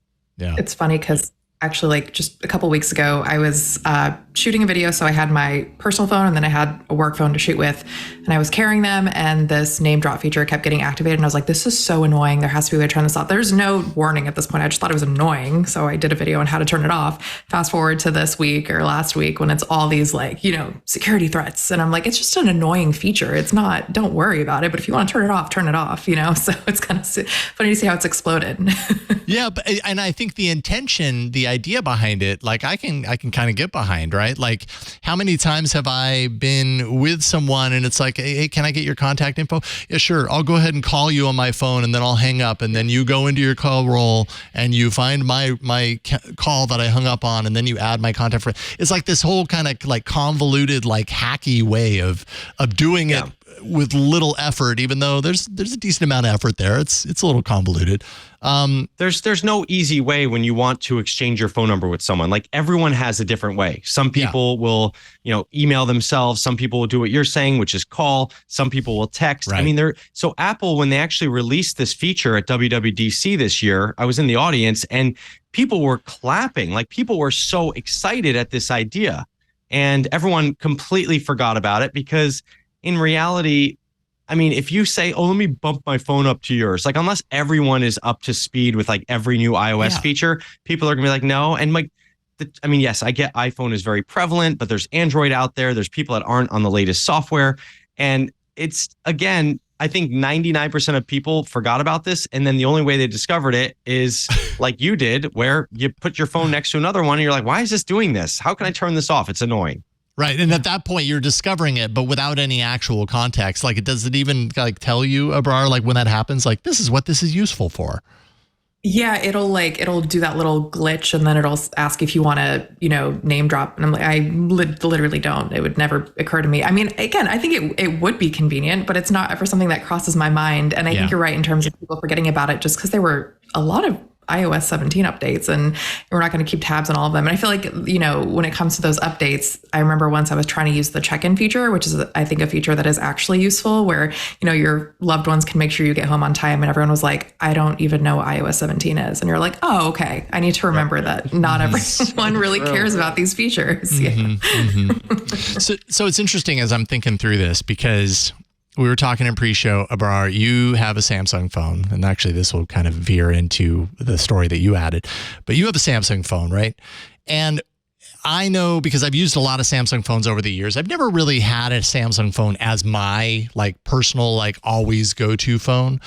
But I have had a lot of experience with Samsung phones to know that like sometimes with features like this, if Samsung were to have a name drop, and who knows, maybe they do, they will next year. Yeah, exactly. Fair point. But if they did, I think the Samsung way often, at least in the past, I don't know if it's still like this, would be to give you some sort of like a little helpful like pop out thing, like, this is name drop. It is useful, blah, blah, blah, blah, blah. Do you want to keep it on? Or basically to give you these kind of like, some people would call it intrusive. Other people, at least in the case of this, that might actually be helpful. A little bit of extra context. So it's kind of like, stuck at there is no perfect path to please everybody, because on one hand you're telling me everything as it happens on my phone and it's annoying, quit talking to me, and on the other hand it's, oh, here's a feature that I didn't know existed, thank you, now I understand it, now I'll use it.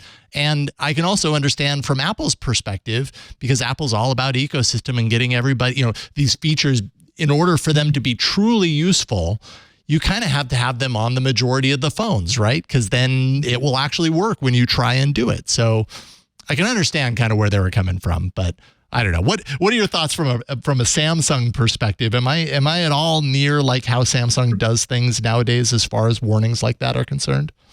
Yeah, no, absolutely. I really think it's damned if you do, damned if you don't kind of mentality. But my personal phone was a Samsung phone for about 10 years.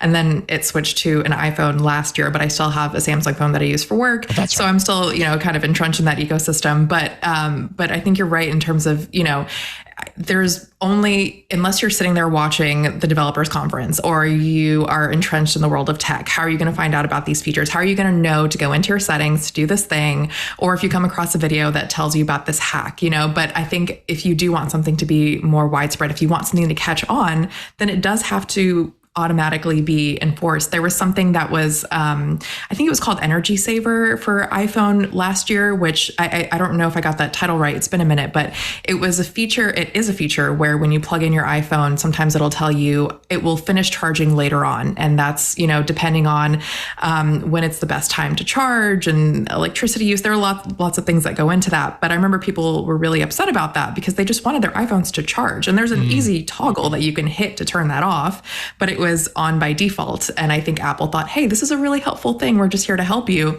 And people didn't feel that way. So it's hard to gauge what people actually want you to automatically roll out and what they would rather opt into themselves. And so you kind of learn by trial and error. Yeah. Yeah. You can't aim to please everybody. It's just not going to work. Yeah, that's right. You were on Samsung, now we're on iPhone, which is the perfect segue. So you put in a story that you wrote not too long ago about 1 year ago, probably about the time the ChatGPT was born. You made the official switch from Samsung, from being an Android user using Samsung to using the iPhone, and checking in on it 1 year later. How has that been going for you? What were your reasons for switching, and what are you thinking? Yeah, my iPhone and I are very happy together. We're happy to ring in this 1-year anniversary. So the reason I switched was very petty, and I will acknowledge that. And the reason was I was just tired of being harassed for turning text green and ruining group chats and not being able to do FaceTime calls, even though I am fully aware that WhatsApp exists and Skype exists. I tried to defend myself for as long as I could. But at a certain point, you realize it would make communication easier if people actually wanted to reply to your texts. And again, it's petty. There's no other explanation for it. But since I've switched, I actually have noticed a difference in being included in group chats and people not having to scold whoever turned it green and being able to hop on impromptu FaceTime calls. And AirDrop has been a game changer. That is really useful for me because I use a Mac for work. And so, shooting videos on my phone and then airdropping them, it just makes it all a lot more seamless. So it's been a good journey. I will always have a place in my heart for Android phones. Again, I still use them on the side for work. But in terms of communication, and just because everyone else has an iPhone, it's why I caved. And it's a really sad reason. But, it is what it is. It is what it is. And I don't think that you're alone. I think that, the messaging aspect has brought a lot of people or opened up a lot of Android users into that. I mean, I fight it on my Android phone constantly. If I end up in a group messaging, a group where I'm messaging other people that are on iPhone. Yeah, like I have the weirdest, the low res images thing. Sometimes it just it's almost like it knows that it's a group message with other iPhones because the SIM gets confused. And so I'll send a message and it won't complete sending until I restart the phone.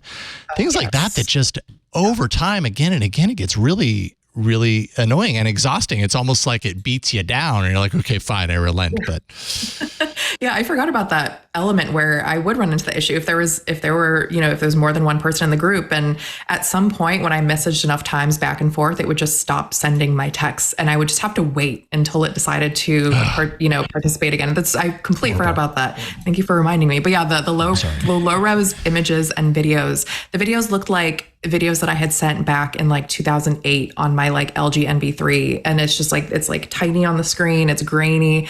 But hey, Apple is adopting RCS. So hopefully that gets better. Well, yeah. So we've got Apple adopting RCS, which we've talked about in previous shows. We actually do have some RCS news, some actual this week news. Google announced a new milestone.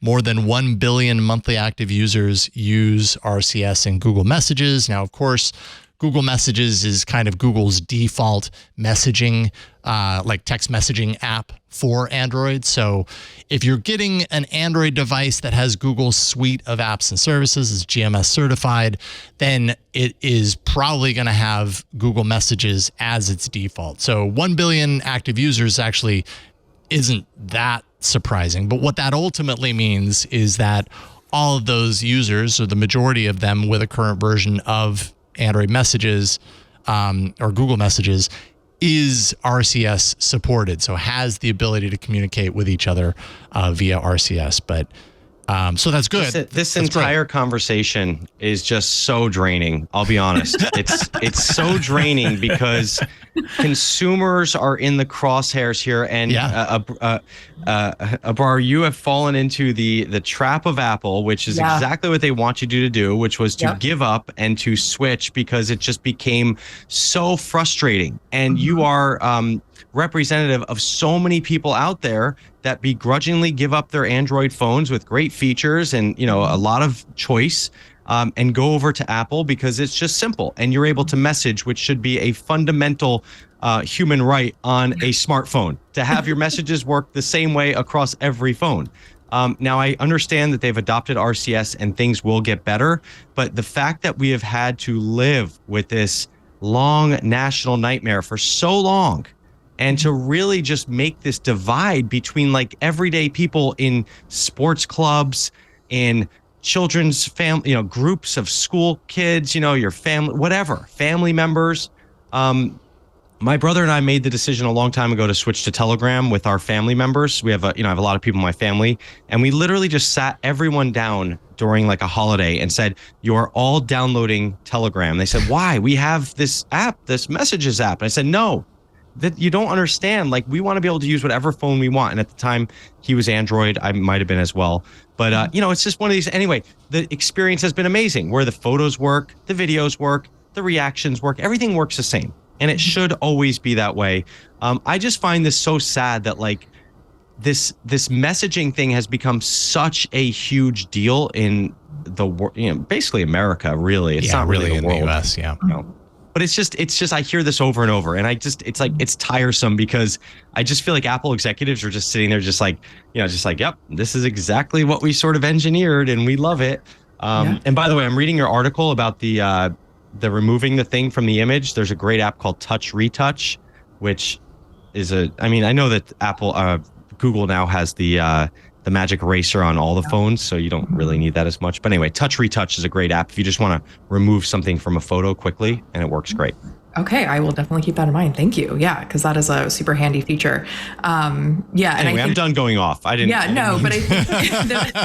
the thing is, the pettiness will continue likely, because even, when Apple adopts RCS, we will probably still see different colored bubbles if somebody is on an Android phone. And so like they have no intention, it seems, to, get rid of the bullying that happens with something that's really that shouldn't be that important, Right.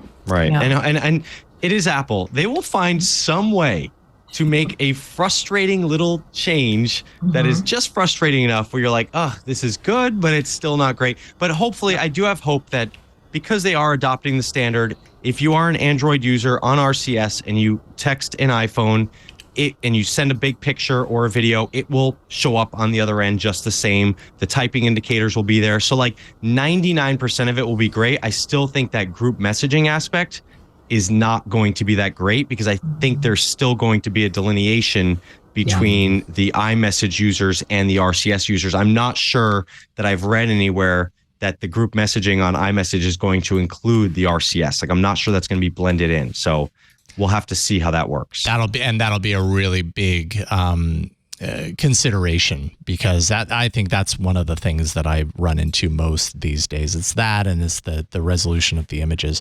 The Android messaging VP, is it Sanaz Ahari, told The Verge some of the features that we won't likely expect to come to for RCS conversations between Android and iPhone, based on where the standard spec is right now. Things that we won't expect, of course, no end-to-end encryption, which we've all kind of realized that at this point.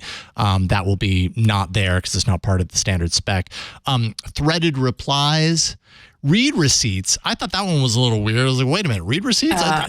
Isn't that just like, I thought that was part of the protocol. Yeah, that's a really weird one. And then reactions, which I was also disappointed by, for that not to be baked in. Like all we can do is send high-res images and videos. Is that all we're getting? Like that's not worth it. So I mean, it goes back to what you were saying, Rich, where it's like Apple's like, okay, fine, we'll give you RCS, but we're not going to give you any more of RCS than we absolutely have to. And I think at the end of the day, what that means is hopefully the actual standard RCS spec, and I know Google's working hard to make this happen, can be improved so that it includes some of these things, because then they would appear there. How do you stand on this, Tim? Because you are an Android user, correct? Android through and through. I used to do the iPhone reviews every year at Engadget, and I did that at CNET for a little while too. And every year I think, this will be the year that I go to iPhone, and it never really stuck. I always went back to Android. So I've never felt that peer pressure. I don't know if I have more accepting friends, or maybe I'm just not on as many text lists as y'all are. But I've never really felt that pressure. So I really can't relate, honestly. And that feels honestly really tragic and awful that someone would drive you from your platform of choice to another one. Mm-hmm. But I hope that this RCS stuff helps, and I hope that, but with Apple, open the gate a little bit, it'll help to ease the tension, but it doesn't sound like it's going to, and that's really disappointing. But again, it's not something that I can honestly relate to. So I listened with eager interest, but I'm very happy on Android. I don't upgrade every year. I've got the 23 Ultra at this point, which I upgraded from the 22 just because I wanted the better battery life, and it has been really spectacular in that regard. But I'm not really looking to jump ship. I'm not really wholly ingrained or in love with what Samsung's doing, but the hardware's good, and I'm happy. Yeah. I salute you. We salute you. Yeah, I'll be really curious to see kind of when Apple finally announces kind of like how they're going to approach this. I don't think that it gets rid of the green bubble. I think that has to stick around because there is a delineation between the services that Apple offers versus even with RCS. There's differences there. And, those colors, they exist for a reason. They're not just there for ridicule, even though, some people take it there. They really do exist to assure you, if you're using iMessage, that there's a certain feature set that's active right now that you can expect. And, some of those are really important to know, like end-to-end encryption. So I don't think that's going anywhere. But, oh God, I do not want to talk about Musk and Pizzagate. I really don't. Do we have to talk about it? No. Okay. No. Yay. Moving on. I'm down with that. We don't have to do that. It's just not fun. Let's see here real quick before a break, and Apple related, I suppose. Apple Card. Okay, again, I'm not an Apple user, so I haven't used the Apple Card, but apparently Apple is pulling out of its partnership with Goldman Sachs, which is its credit card partnership. So that's going away. I don't know what they replace it with. I haven't seen any news as far as what that means for the Apple Card itself. Well, it's not happening for, number one, it's I don't know if it's confirmed, but they said it was like 12 to 15 months before this is changing. I think the big question for consumers is really like, is the Apple Card going to continue? Which I think the answer is yes. And what company is going to buy this business? I think there's no shortage of financial companies out there that are willing to take the leap with Apple. And Goldman was an odd choice to begin with. I think they were kind of like the back in the day when the iPhone launched. Remember, it was on like, what was the brand? Was it AT&T or was it Singular back then? Whatever it was, like. They just, basically said, we will let you do whatever you want with this phone. We will just give you that line. Mm-hmm. And I think that's what Apple tried to do with this card was they wanted to find a partner that would say, look, we're going to rewrite all the rules of a credit card. And, will you come along this journey with us? And clearly it didn't work out I'm not sure why, but there will be another card, company that will just scoop this up. And maybe there'll be some changes to the way the card works, but otherwise, maybe they'll be smarter and it'll just work out better. Bloomberg saying Chase Bank would be an ideal replacement, but I don't know if that's just an opinion piece or whatever. But I think that was Gurman today said that. I think the bank that's going to take it is that Synchronicity or Synchronicity, the one that does all like the store cards, like the Gaps and the, the Macy's card. Like when you get all these cards at the store, they sign up for 20% off because they fuel so much of that. And it just feels like that bank would be like, yes, we will take this business. We will let you do things the way you want to do it. But I don't know. Who knows? What do I know? I don't have the Apple Card. Yeah. Yeah. Well, I don't either. Does anyone here? Abrar, I know you're only a year on the iPhone, but was your... Yeah, we're not that entrenched into the... Surprised they didn't push you yet to get that. Just yet, yeah. Give it another I get year. the notifications all the time. 2% cash back. I've been pretty impressed, actually. I got the iPhone and immediately I got the card. Right. Yeah. Okay. Well, they still have the room to win you over as far as that's concerned. It'll just be with a different bank, I think. Yeah, exactly. Yeah. See how long it takes for you to cave there. Yeah. So let's take they'll send you an RCS once that's available. Yeah. Oh yeah, perfect. We'll see if you actually get it. That's right. All right, I'm going to take a quick break. Thank the sponsor. When we come back, let's talk a little bit about kind of like the year-end kind of replays and stuff, and maybe check in on our Cyber Monday, Black Friday kind of histories here and in the past couple of days, see how that fares. So let's take a break and then we'll talk about that stuff. We want to thank ExpressVPN for bringing you this episode of This Week in Tech. I'm a huge fan of ExpressVPN. They are fantastic. It's the VPN that you can have running all the time if you like, and you just don't notice a difference. Like, so I've used VPNs in the past where you're using a VPN, everything slows to a crawl. That's not the case with ExpressVPN. And, it is the holiday season as you're pounding down your potatoes and gravy. Don't forget to throw in a little bit of butter in there too. Think about everything you've looked at on your phone in the last few days, every website, every link that you've clicked on. Now, who's in charge of the Wi-Fi you've been enjoying all of that content on? Well, guess what? That person has access to everything you've been looking at. Unless you do what I do, if I go to a coffee shop, I use ExpressVPN. It just helps me feel safer. It helps me feel protected. Like I'm not just handing my data over to the coffee shop. ExpressVPN is an app that, yes, I have it on my phone. I have it on my computer. It encrypts all of my online traffic. So whatever I do, it stays private. And by the way, if you think incognito mode is going to save you in this regard, I mean, it's totally misunderstood, right? Incognito mode really makes it seem like you are truly incognito. Think again, incognito mode does nothing except hide your history from yourself. If you don't have ExpressVPN turned on, you may as well just clink your glass at dinner and read your browsing history out loud to your whole family. Just let them all know. The same goes for wherever you are, work, home, traveling. Are you really going to trust your boss or Airbnb host to respect your privacy? That's what a good VPN is all about. And that's why I've been using ExpressVPN for years because I value my privacy, and you really should too. That's why we've partnered with ExpressVPN to get you a special holiday offer. Go to expressvpn.com/twit. You can go there right now and you can get 3 extra months of ExpressVPN for free with a 1-year package. That's expressvpn.com/twit. And check it out for yourself. You're going to be really happy with ExpressVPN. expressvpn.com/twit to learn more. And we thank them for their continued support of This Week in Tech. Okay, so let's see here. So I'm a Spotify user, and I'm sure I got this somewhere, but so basically it's the end of the season, it's the end of the year, which means it's the holiday season, which means often about this time we get these like little end of year wrap ups that show us, what you've been listening to all year, break it down into like data that you can look at and go, oh, wow, I'm within the top whatever % of Taylor Swift listeners. I threw that in there for you, Abrar. Thank you. I figured.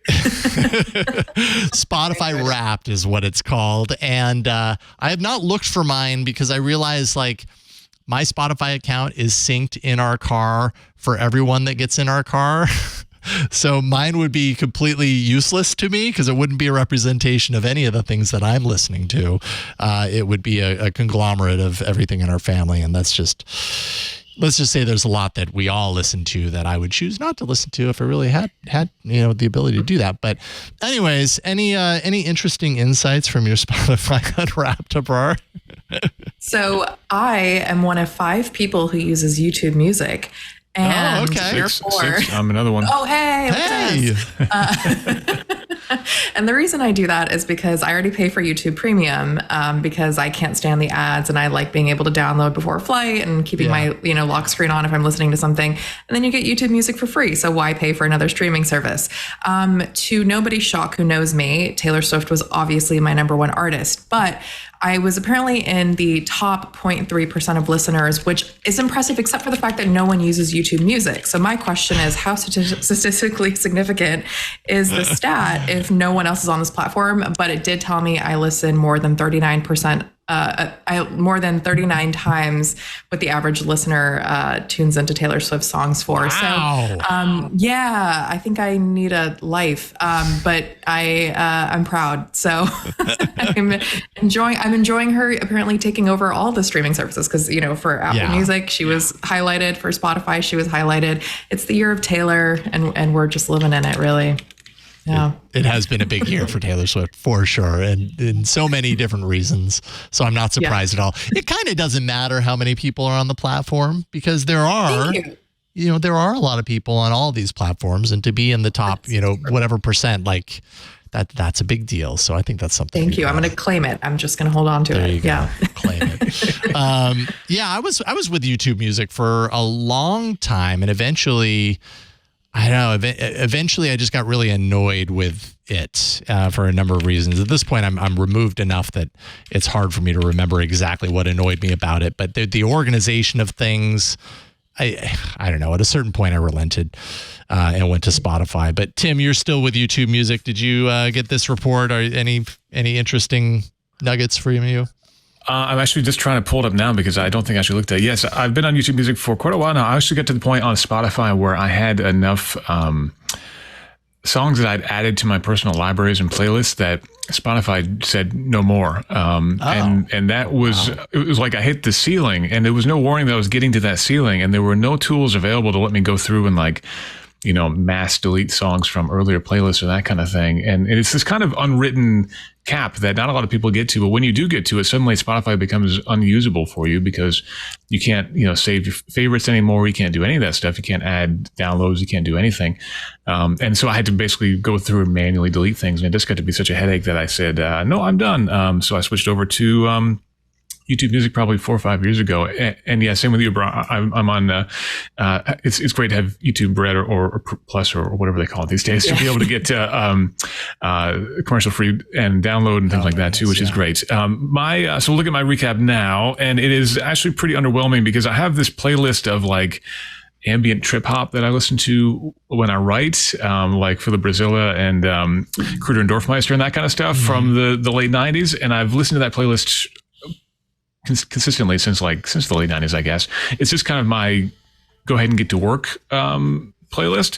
And so that always dominates everything all the time. And it's a little bit disappointing because it doesn't include any of the other stuff that I've been listening to through the course of the year. And that's a little bit unfortunate. So no major surprises from my recap, I'm sorry to say.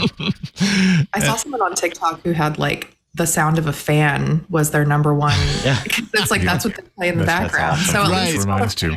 Okay. I am in that same boat with you, Tim. I listen to a band. I listen to basically like sort of like house instrumental or focus music a lot. And so of course that always dominates like what they're trying to serve up. But I do have a tip. If you're a Spotify user, you can go to the playlist and those 3 little dots. And I just learned about this. You could say exclude from your taste profile. Oh, nice. And so if you're listening to a playlist over and over, you know, like your Kids Bop or something like that, you just exclude it and it will not take that into consideration. And so it really does help. I did that with all my kind of instrumental stuff. I don't know. YouTube Music may have that similar feature. I'm not sure. I don't know. But my other thing is that I wish, and Tim, you kind of alluded to this, these music services, they need a master reset button where you can just say, you know what? I listened to Taylor Swift. I loved her for 3 years and now I want to start fresh, and just go into settings and just boom, everything starts fresh. Like you just signed up. Because why should you have to switch services if, you know, you listened to something a lot that you didn't like, or you made all these playlists? Like just give me a reset button, which I don't understand what the reasoning is behind that. Maybe they want to keep you in that stickiness of like, you know, you have this stuff that you've built up for many years. I don't know. Anyway, I just started using Spotify probably 6 or 8 months ago. And I will say I was using Apple Music before that because I have that bundled with my Apple One, and I have YouTube Music bundled with my YouTube. And neither of those work for me because YouTube doesn't work in my car, and the Apple Music, it's like Spotify is infinitely better. And I didn't realize that to the extent until I switched to it, sadly, because I get Apple Music kind of for free with my bundle. Right. I mean, one of the best things about the YouTube Music thing is that ad-free YouTube that goes along definitely with it. And that was a big loss for me when we moved to Spotify, suddenly having ads on YouTube. And I had never had ads on YouTube. And then to suddenly be presented with not just ads on YouTube. I mean, they are everywhere. They are. It's a lot. It's a lot of ads. Because I've been a subscriber of Red since day one, back, I think it was called YouTube Red when it started. Yeah, right. Now it's premium, I think. But I mean, it's had like you 10 don't realize like point. Yeah. ads are insane. I mean, it's like even in the scrolling list of stuff, like there's ads. And my kids, I only know because my kids log out of their YouTube because they want to watch stuff that I don't allow them to. So they just log out, and I'm like, "Why are you watching this with ads?" They're like, no reason. I'm like, okay. And you caught on to it. Good for you. Also kids are smart. So. Oh, yes, they have found a way around every single parental control I have instituted in this home. It's really, It's pretty wild, actually. It's actually given me a lot of fodder for like social media and stories. Yeah, I'm sure. And thank you for the tip on the taste profile. I had no idea about this. Was actually, this was earlier this year that they integrated that feature into Spotify. So that completely was not on my radar at all. I will totally use that because my profile is just damaged. Like, it is just completely warped. That's what I'm saying. You need the reset button so you can just start, because like many of us started this stuff and we didn't like think about it, like the implications of listening to Tycho every morning, or like instrumental, and like then all of a sudden all your recommendations are like house trance music, and you're like, wait, I don't want this right now. Right. I like that, and I like it for a very specific thing. I like white noise when I sleep. That doesn't mean that I want to, just because I listen to 8 hours of white noise doesn't mean all I want to listen to are, all different types of noise. Yeah, or every now and then you go down this like nostalgic rabbit hole where you listen to like, it was like, these bops that just like take you back, and then you're like, I don't want this popping up when I want to listen to today's music that I want to listen to today. Yeah. It's almost like you need an incognito mode for your Spotify. Right. I think I believe there is, right? I wouldn't be surprised. I know that YouTube has something like that, for the same reason, because you don't want it to like, spin off your algorithm in a completely different direction.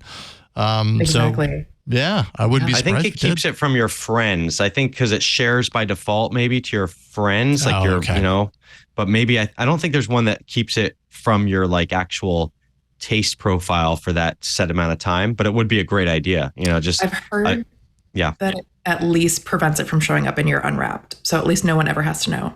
Yeah. That's what you're concerned about. There you go. You can share your unwrapped if you want. And no one will know. Well, and it's funny because I saw these tweets that were like, Apple Music feels like this is the Apple Music version of green bubbles, where like, everyone's on Spotify, and if you're not, then you're the green bubble. Like you're the outsider. So a little bit of karma for Apple, I guess. Yeah. TechCrunch wrote about the Apple Music replay and basically said it's no match for Spotify's roundup. Everybody's like trying to replicate the Spotify roundup thing, and apparently Spotify just does it better or something. I don't know if that's because they've been doing it longer or whatever the case may be, but people like data about this sort of stuff. So they, not surprising. Yeah, not surprising. It's like all my data. As long as I can share it on social media and it makes me look cool, take all my data. Yeah. It's a careful what you wish for. I know, right? These tech companies, believe me, where that they will run with that. You don't want to know where that goes, where that leads. No good. And then there's Plex, which this wasn't really an end of year thing, but I felt like it kind of fit into this category. They have a Discover Together feature that apparently they just started rolling out. So it's not a year in review. It's more like a weekly thing where it takes a look at sharing with your friends on Plex what each of you have been watching. The only problem is apparently this is, I think it's opted in by default. And some people are saying that friends' questionable viewing habits are appearing in these emails.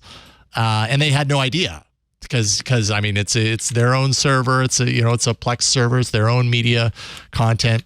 Plex says, what did Plex say? They said if it's indexed on IMDb, then yes, it might appear there. Which for certain risque content apparently is actually the case. So just saying, if you're using Plex, you might want to well.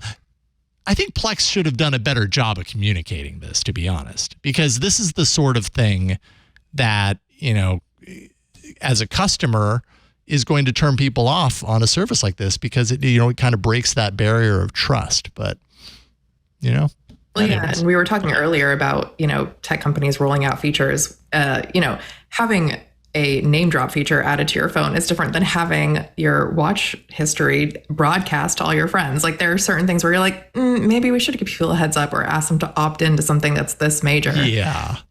Yeah, indeed. So Plex getting a little bit of heat for that. And I think it's probably warranted. Probably should have been an opt-in instead of an opt-out.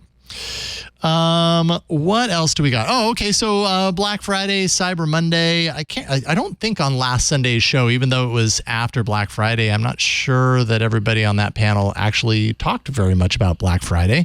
And then we had, of course, Cyber Monday. Apparently, there were records this time around. Black Friday buying hit a record $9.8 billion in the U.S., $70.9 billion globally.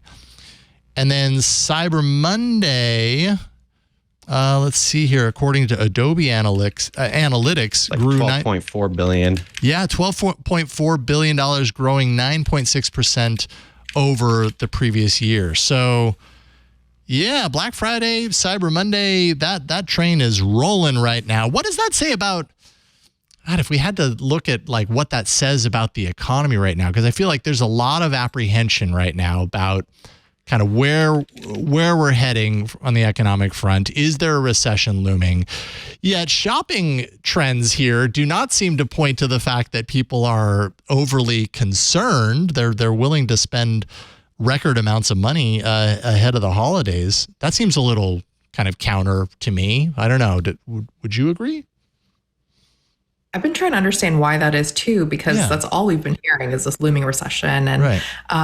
And honestly, I feel like the deals this time around weren't that great. I mean, they were okay, but I feel like I didn't really I never saw anything that was like that great of a deal. Even on Cyber Monday on Amazon, I saw things that were like maybe 20% off. Like, I don't know. It just wasn't as big, or maybe just what I was looking for. But I do want to look into more of why that is. There must be some sort of psychological explanation for what leads people to maybe it's this idea of, okay, well, if I want to buy something and I need it, I need to get it at a discount. So I need to buy it now. Right. And because there's this looming recession, because I need to be more careful with my money. And so maybe it's the idea of stocking up now and then not purchasing as much throughout the rest of the year. That's the only thing that I could potentially think of.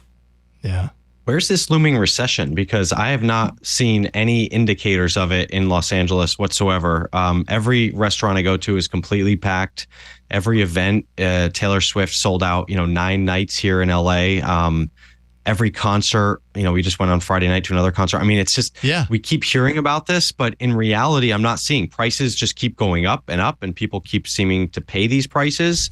I think when it comes to Cyber Monday and Black Friday, people do buy stuff, and I think those are shopping events, and you know that your stuff is going to be the cheapest on that day, whether it is or not. It's a great day to buy. And so maybe on the flip side, and just kind of thinking about, if there is a recession looming, or if there is people pulling back on stuff, maybe they did just choose to shop on those days because they knew they were a better deal. So maybe we don't have the numbers for last Friday and the Friday before and the Friday before that, and maybe they've been horrible. But because it's Cyber Monday and Black Friday, the numbers are up. But this is all very confusing to me as well, because all I hear about is this horrible recession and this and that. And yet somehow it seems like people just continue to spend. And I don't know where it's all coming from. Well, and it's interesting too, because we were trapped inside for 2.5 years with lockdowns, and then we got out. And so we're ready to spend the money. We're ready to go to the concerts. We're ready to go to the events.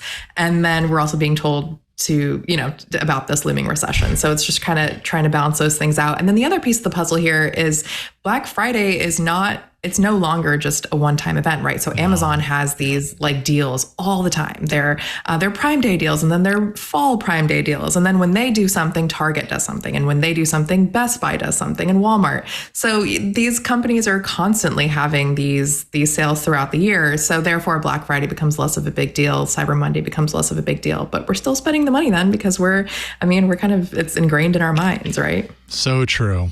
Yeah, we were talking about this a little bit on This Week in Google last Wednesday, and how, the old, well, I say old school, but it wasn't really that long ago when the Black Friday experience was getting a circular in the mail that teases a 4 a.m. or a 5 a.m. opening of a particular brick and mortar store, going there and bum rushing through the door, against hundreds of other people trying to get that TV that is 80% discounted.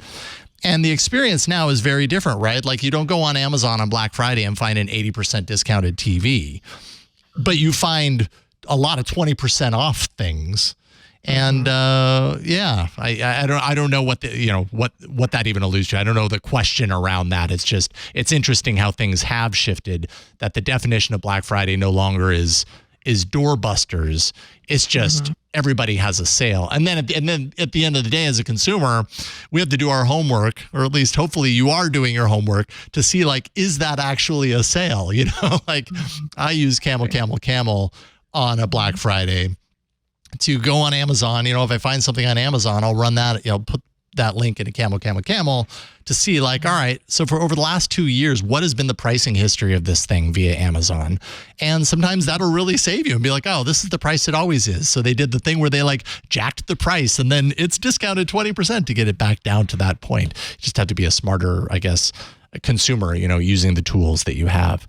And not to quote TikTok again, because this is my source of information these days, but there was a video I saw. Promise I'm a real journalist. There was a video I saw where somebody was at Target and they removed the Black Friday tags from each item, and behind that price tag was another sale tag with the exact same price, and they did it over and over. Oh my goodness, no. So it's just like you do a little bit of digging and you find it. And I feel like that's the modern day equivalent of those doorbusters, because yes, doorbusters were a thing where you could get like a $200 TV or whatever crazy number, but there would be like 4 of them and you'd have to camp out to get it. And then this is kind of like the equivalent where it's like, okay, you're not getting that, but you are getting situations where you're not getting the deal that you thought you were getting. Mm-hmm. Yeah, and the whole point of the doorbuster was to get you in for the TV that was $199. The first 10 people would get that, and now you're in the store at 4 a.m. and you go, well, I'll get this TV over here that's, $500 or $300, whatever. I mean, it was all part of just getting you into that store. One thing that I find, and I know Camel is great for Amazon. The thing that I really find is that honey drop list, like, that PayPal honey thing, whatever. I just, like everything I just add to that list. And like when I get that alert from Honey that says like this price dropped, it's like they're pretty good at like finding when it drops, and it may or may not be over Black Friday, Cyber Monday, but like there are sales from time to time. But I find like the way I shop and consume is like I'm almost always waiting for like some sort of alert that my price went down, because I'm just like refuse to just pay the going rate like that this thing is being sold for like every day, Yeah. So anyway, it's just. I haven't used that tool that way. I'll have to take a look. So basically you're going in there and you're saying, these are the things that I'm looking for. And what, you set like a price barrier to say anything below this Not price even. I'm interested in? Or? It does. You can add things to your Honey list, or if you add anything to your Amazon list, it will follow those items as well. So it can do that, but it can do across a variety of stores. And quite honestly, like Amazon is always the leader when it comes to like the price drops most of the time. But the Targets of the world and the Walmarts of the world, they sort of follow. I mean, everyone is like in line, it's like if you can't get it there, you get it there. But now Google is doing, with Chrome, they're really getting aggressive into these price alerts too. I've noticed with that little alert button up at the top of the address bar. When you go to a page of a product, it'll now pop up and it'll say, do you want us to track the price of that product? So I haven't seen clearly, that. Yeah, it's like, it's not like perfect. Like sometimes it's very prominent, other times it's not. But if you go to like a Best Buy page, it should pop up and you'll see like a little next to the share icon in Chrome, it'll show you like a price tracking icon. And of course, I think Google's end game is to get you to track these prices, but they also will get a little cut of that affiliate, transaction. Mm-hmm. But that's the whole name of the game of everything these days, right? Right. Yeah. There's a similar service in Edge as well that'll also give you price tracking, which I actually found to be quite accurate and quite useful during Black Friday. It also will plug in coupon codes for you automatically, so it's got kind of a bit of a coupon code tracker built in there too, which is nice. So I found that pretty useful. I thought the most interesting thing coming out of Black Friday was how foot traffic had increased a little bit, but I was watching stuff on TikTok too, and I saw a lot of recaps of people walking through Best Buy on Black Friday morning and the store just being basically empty, which I thought was fascinating. I guess foot traffic was up a couple of percentage points over the year before, but it's still way down from pre-pandemic levels. So we're probably talking 15 to 20% down over, its peaks in 2018, 2019, something like that. So it's interesting to see how that trend has shifted online. I mean, I think, it's a pretty predictable and understandable thing, but it is interesting, when we were thinking about those doorbuster deals that you both were referencing, and the idea that those things are now relics of the past, and just how kind of sleepy it was on Black Friday morning at all these former major retailers. Mm-hmm. Yeah, indeed. Before we move on and take a break, did any of you get anything you're particularly happy about that's just for you? I mean, I mentioned on This Week in Google on Wednesday that I got a dish drainer and I got mocked. Love it. No, it's the little things, honestly. I bought soap. So I bought like 15 bars of soap because they were on sale on that day. There we go. All right. Dish drainers and soap. All right. I mean, that's how boring it's become, right? Right. Back in the day at Best Buy, remember they used to do like the doorbusters with like an SD card or something, it wasn't even micro SD. It was literally like an SD card for like the best price of the year. Or compact flash even before that. Yes.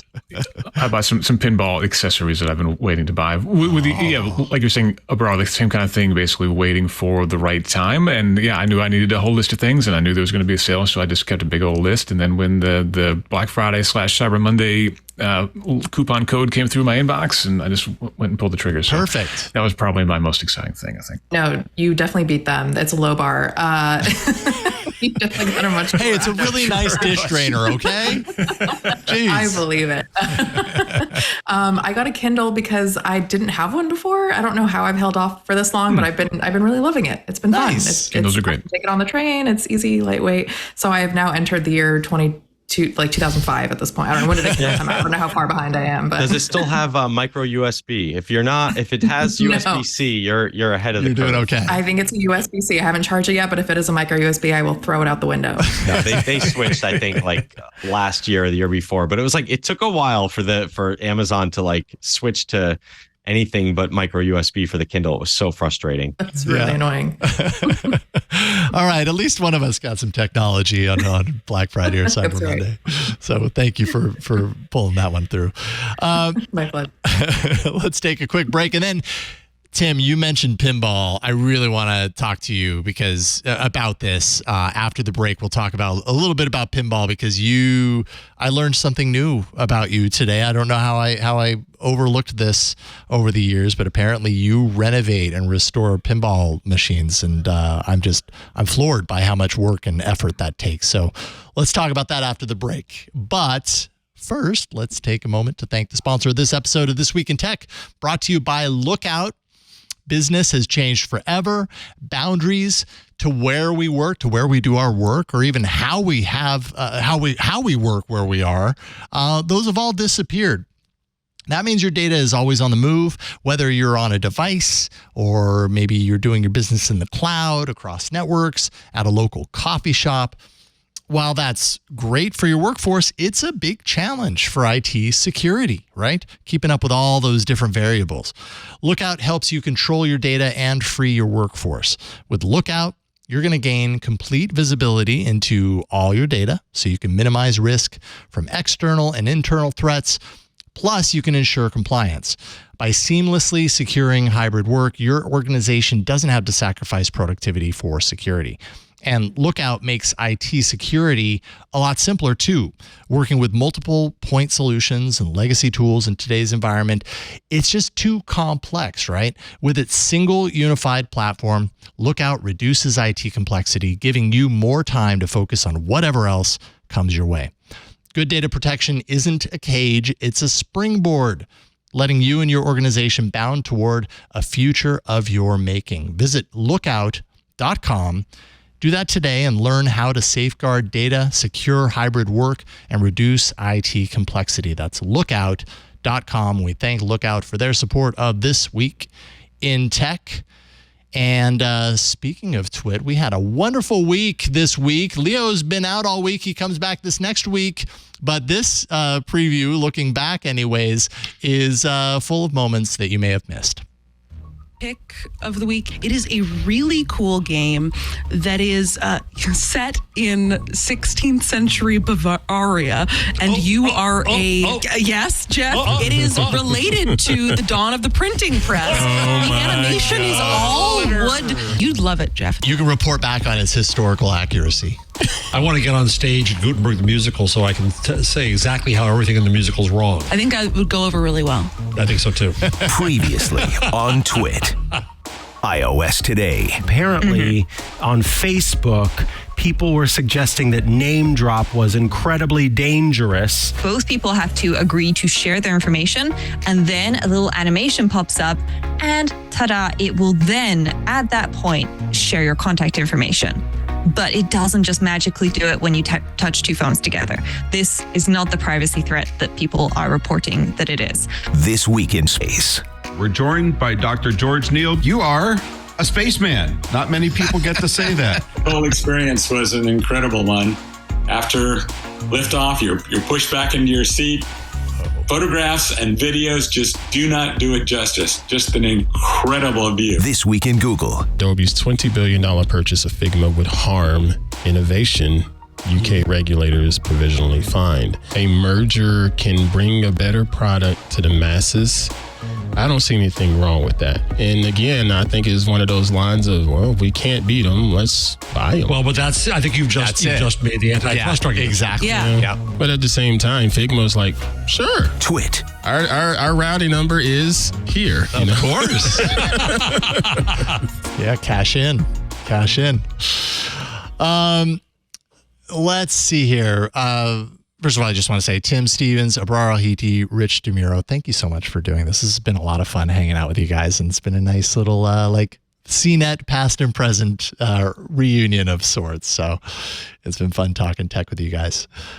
Tim, I came across, I think it was a Threads post of yours as we were kind of leading up to today of what is it? The Williams Comet pinball machine. And then I realized in that moment, like, wait a minute, this is an aspect of Tim Stevens that I was not aware of. So I don't know how I missed it over the last couple of years, but you renovate old pinball machines. And as I started kind of looking through pictures, and then you shared a cool article you wrote, a very detailed article you wrote about the experience of rebuilding one machine.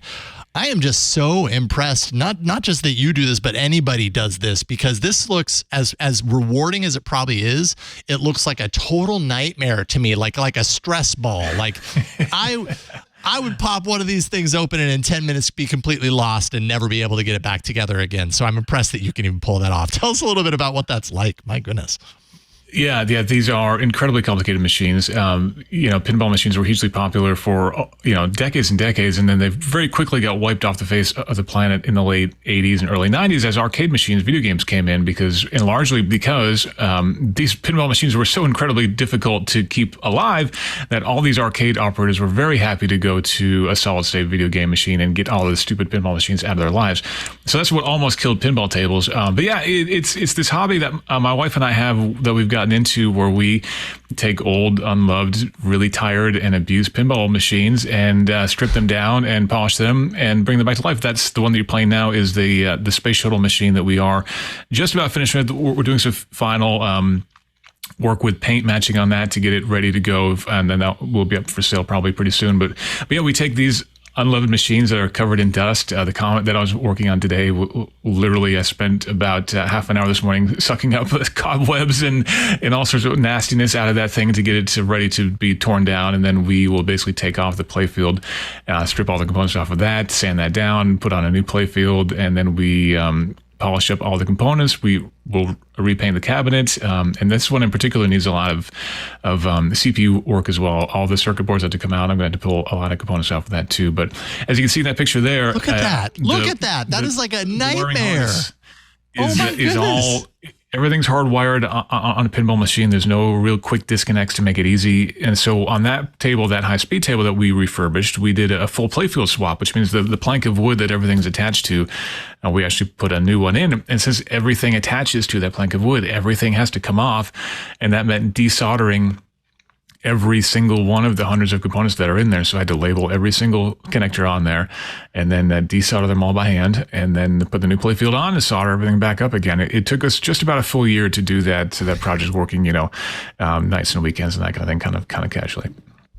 I aspire for that level of patience and commitment. That is amazing. 100%. You took the words right out of my mouth, Abrar. Yeah. It's turning into to like this kind of weird co-op strategy game for my wife and I, where we enjoyed playing through games like The Witness together and things like that. So when we kind of dove into this, it's this massive exercise of troubleshooting. Why is this bulb not coming on? Okay, let's go trace the wire, and then you trace the wire back up to the board, and then is the wire working? Is the wires working? Then there's something wrong on the board, and if there's something wrong on the board, then is it this chip? Is it this transistor?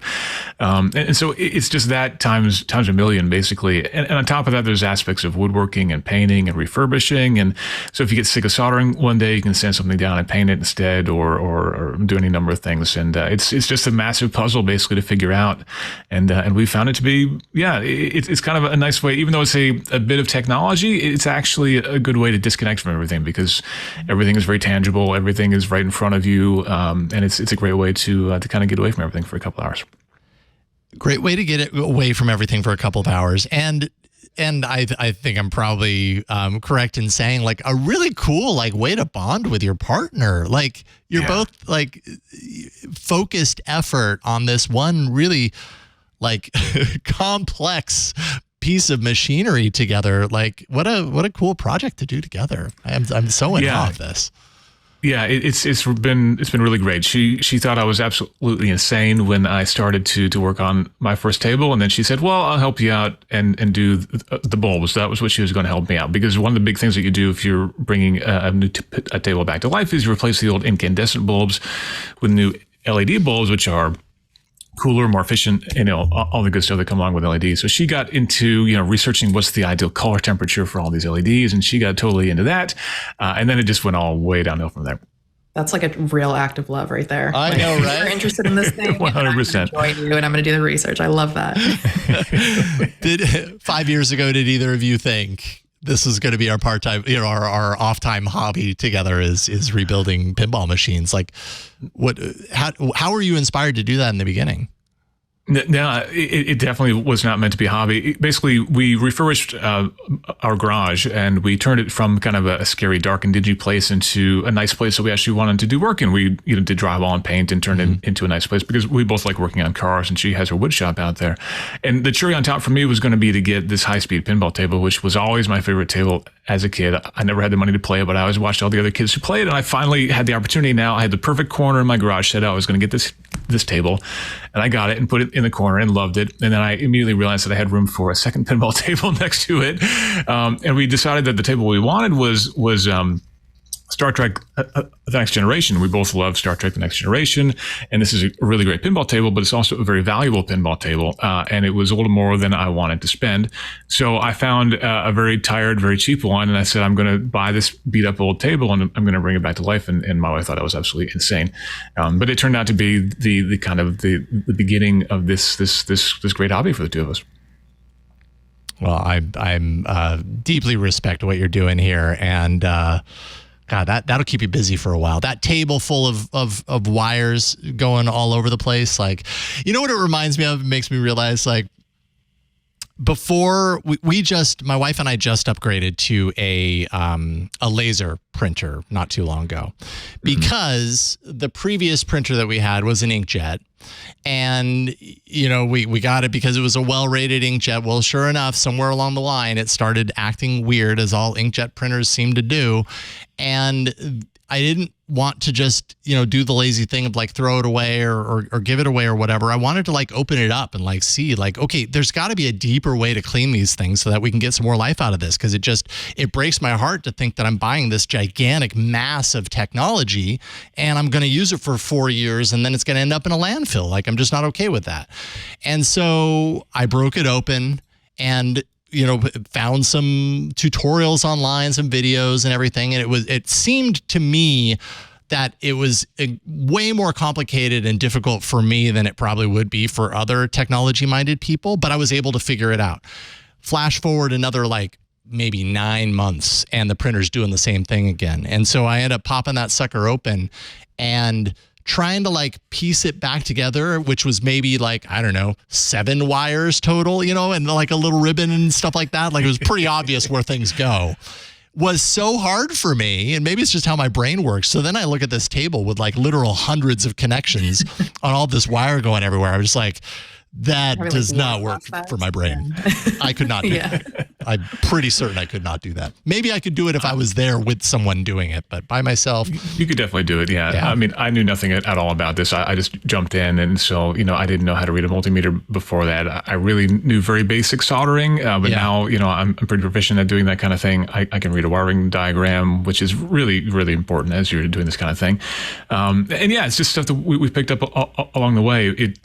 It's just kind of a non-passion for us, but yeah, we felt the same way. I mean, it feels really good to take something that is absolutely awful and ugly and full of dirt and bugs and cobwebs, and at the a couple of months later or a year later in some cases, you have this beautiful shiny pinball table that looks as good as new, and then you can get to play it, which is the best part. At the end, you have this cool thing that we can play for a while, and then send it off to a new home, hopefully. Yeah. Well, really cool stuff. I love that that's what you do in your off time. One of the things that you do. One of the things, yeah. Yeah, exactly. And then finally, before we wrap things up, any Kiss fans here? Anyone into that old aging 50 years ago Kiss band? No, apparently not. The first pinball table I ever played was a Kiss pinball table. Oh, okay. Well, there we go. Moving here, but no, I can't say I'm a big Kiss fan. I mean, I appreciate some of their music, but I wouldn't say that I'm a diehard Kiss fan. Anyways, why am I talking about Kiss? Well, they, on Saturday night, that was just yesterday, had their final performance of their End of the Road farewell tour. This was in New York City's Madison Square Garden. So apparently Kiss is no longer. Why are we talking about this on a technology show? Because Kiss is going to be immortalized as they become digital avatars, and basically the avatars are created by George Lucas's special effects company, of course, Pop House Entertainment Group, a collective that was responsible for ABBA's virtual concert, which I checked the prices on this virtual concert, and they're like, this is a pricey thing that happens, that is going all the time. And I don't know if Kiss's virtual show is going to be a touring show or if it's going to be a fixture, but it's just interesting to me that we're at the point to where, even when band members age out, they can create an enduring experience of their show that's based on them. And I don't know if you, Benito, have the link to the ABBA virtual concert, but there's a video in there, a video player in there. If you hit play on this and then just, imagine that it's Kiss, but it's also ABBA. Like, this was the first time that I watched a video like this, and it was like, okay, I've heard about virtual avatars doing, shows like during someone's show, they bring up, like Michael Jackson or something like that. It always sounded really cheesy to me, and it still kind of does. But if you're in an environment like this where it's really set up for that experience, I can see this actually being really cool. Like, this would be a really interesting way to, keep the dream alive, keep the Kiss alive. What do you all think? Is this cheese or cool? Obviously my first reaction is to think, why would I want this? But then I think about myself and the fact that I go to these like Taylor Swift nights where they just play her music. And I remember the first time I told my sister that I was going to one of these, she was like, so you got dressed up, went somewhere, we're really excited about it, took all these pictures, posted them on social media, and Taylor wasn't even there. And so when I went to the actual Taylor Swift concert, she was like, will Taylor actually be there this time? Because she sees how excited I get for things where it's like the artist isn't actually even there. So imagine if there's this virtual projection of the artist that you love and know. And you see this with the Taylor Swift concert movie, for example, people are in the theater, dancing and having a good time. Yeah. And that's just a normal movie theater screen. So if it's something immersive like this, of course, nothing will replace being able to see the person live on stage, but not everyone has that opportunity. And as artists get older and they can't do that, then this could be, a logical replation for that. Well, I totally agree. Yeah. Sorry, Tim, go. I think, yeah, sorry about that. No. I also think it's probably, if in some ways, a less depressing thing than seeing, the same band that's been on tour for 30 years and just getting progressively slower and maybe a little bit more off tune each time. To see a band in their prime, even in a digital way, might be a more satisfying thing to do. And, there are a lot of bands that I listen to that I'll never have the chance to ever see live. And so it would be interesting to be able to have that experience, even if it were a virtual experience. But yeah, I'm not sure that it should cost as much as a real experience. And so I think I agree with you there, Jason. I'm surprised at how much these things cost. Yeah, I think that was going to be my comment. It's cool, and I think that it's kind of fun, but there's got to be a limit for me for the price that I'm willing to pay. And I think with the Taylor Swift thing, like we saw that movie and it was very popular, but the price point was very good for a lot of people. And it's local, it's easy. So I do see this as like really fun, and like, why not? Like you can see a lot of different, it's like another form of entertainment. And so it is kind of cool, but I think the prices of concert tickets are very expensive. These should be like a fraction of the price, you know? And then you make it up on the beer price, I guess. Yeah, there you go. Yep, exactly. Yeah, I mean, the price is really, really high for the ABBA experience. I think it was something like in the 150 range or something. And I don't know. But then at the same time, if you're in a room like that video, they're obviously in an auditorium that is designed for that. So there's a whole light show that's surrounding them. It's a very immersive environment. I think also in that situation, you need a room full of people, because if it's just like 10 of you there, maybe not nearly as exciting, you know? I think on a similar side to this, I tested a virtual concert experience, but it wasn't really a concert. It was like one person performing almost like a private show for you, like in VR. It was I'm trying to remember the artist's name, but it was really interesting because it was very well done, super high production value. Azar Larson. And it's this company called Amaze VR. And it was really impressive. I mean, just sitting there, it was like a 15, 20-minute show. But it was like almost like it made me realize that will be another form of entertainment where you will pay, $20 to watch a VR concert that is for you. It seems personalized for you. And of course, you'll be able to watch concerts that are also in VR. So I think there's just so much entertainment just continues to evolve. And there, being in that concert hall with, when I went to see Taylor Swift, it was like 70,000 people, and we were so high up, and like, what are you doing 99% of the time? You're looking at that screen that has them on. You're watching TV inside a shared venue. Yeah. And unless you're in front row, second row, whatever, that's kind of the concert going experience these days. So I think that there's a lot of play, a lot at play here, and a lot of potential for technology to change the way we see entertainment, but also not get rid of the traditional concert, but just, different ways of experiencing that. Yeah. And those conversations have really ramped up post lockdowns, because there was a virtual concert, and I think it's a very generous term, but somebody at CES during that one year that we were all locked down, it was 2021, had a virtual concert experience that I attended. And it was they tried, you're just like on your computer, and it's like there's little dots everywhere. And then the performer's on this little screen on your computer. It was trying too hard, I think. And I was like, I don't know why I would ever want this. If you're watching in VR, that sounds a lot cooler. But I think there have been all these conversations about what does that concert going experience look like with this obvious shift that we've had in terms of how we work and how we communicate with people, when we've realized that sometimes we just want to stay home. Yep. I think most of the time I would like to stay home. Yeah, likewise. Yeah, I don't leave that couch. Yeah. Except when you are invited as a guest on This Week in Tech. Obviously. Then you don't sit have on to the leave chair home. in front That's of the best part. Yeah, exactly. You're still not leaving home. It's the best guest ever. Why we're here, yeah. Yeah.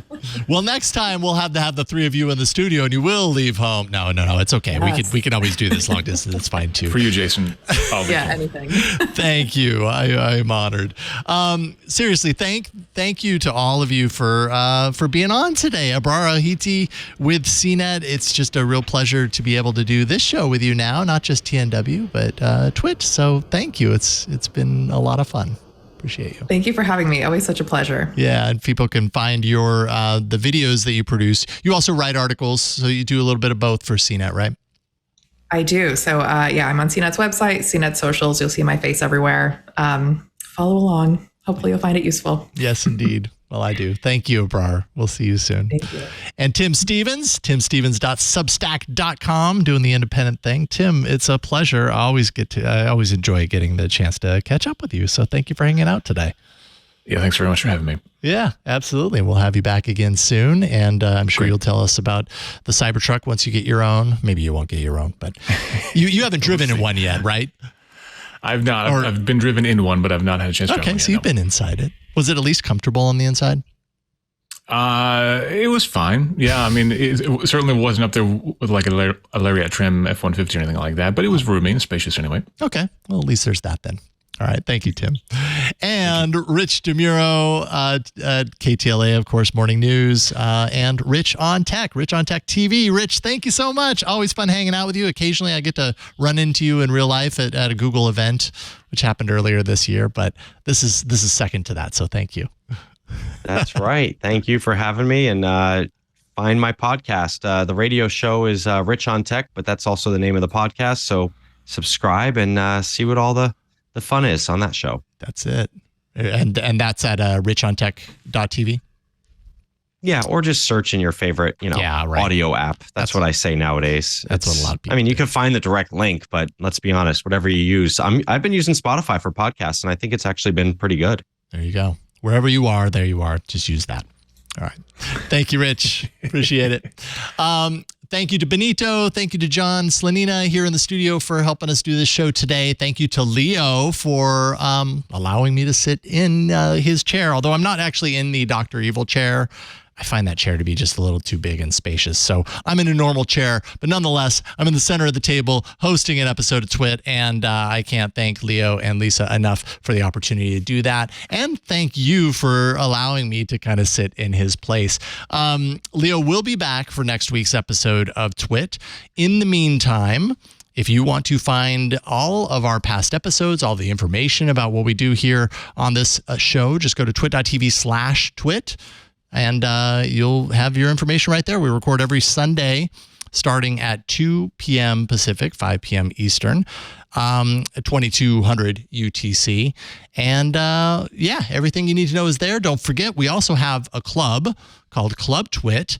This is a way for you to subscribe to the content that we do directly. And right now, podcast advertising, it's in a really challenging place right now. And so we are just incredibly thankful to have the club as an opportunity. And for those of you who are willing to, pay a monthly fee for our content, get all of our shows with no ads, get extra content, extra shows that don't exist outside of the club, as well as access to our Discord, which is just a whole lot of fun. All that for $7 a month. Twit.tv/clubtwit is where you can go for that.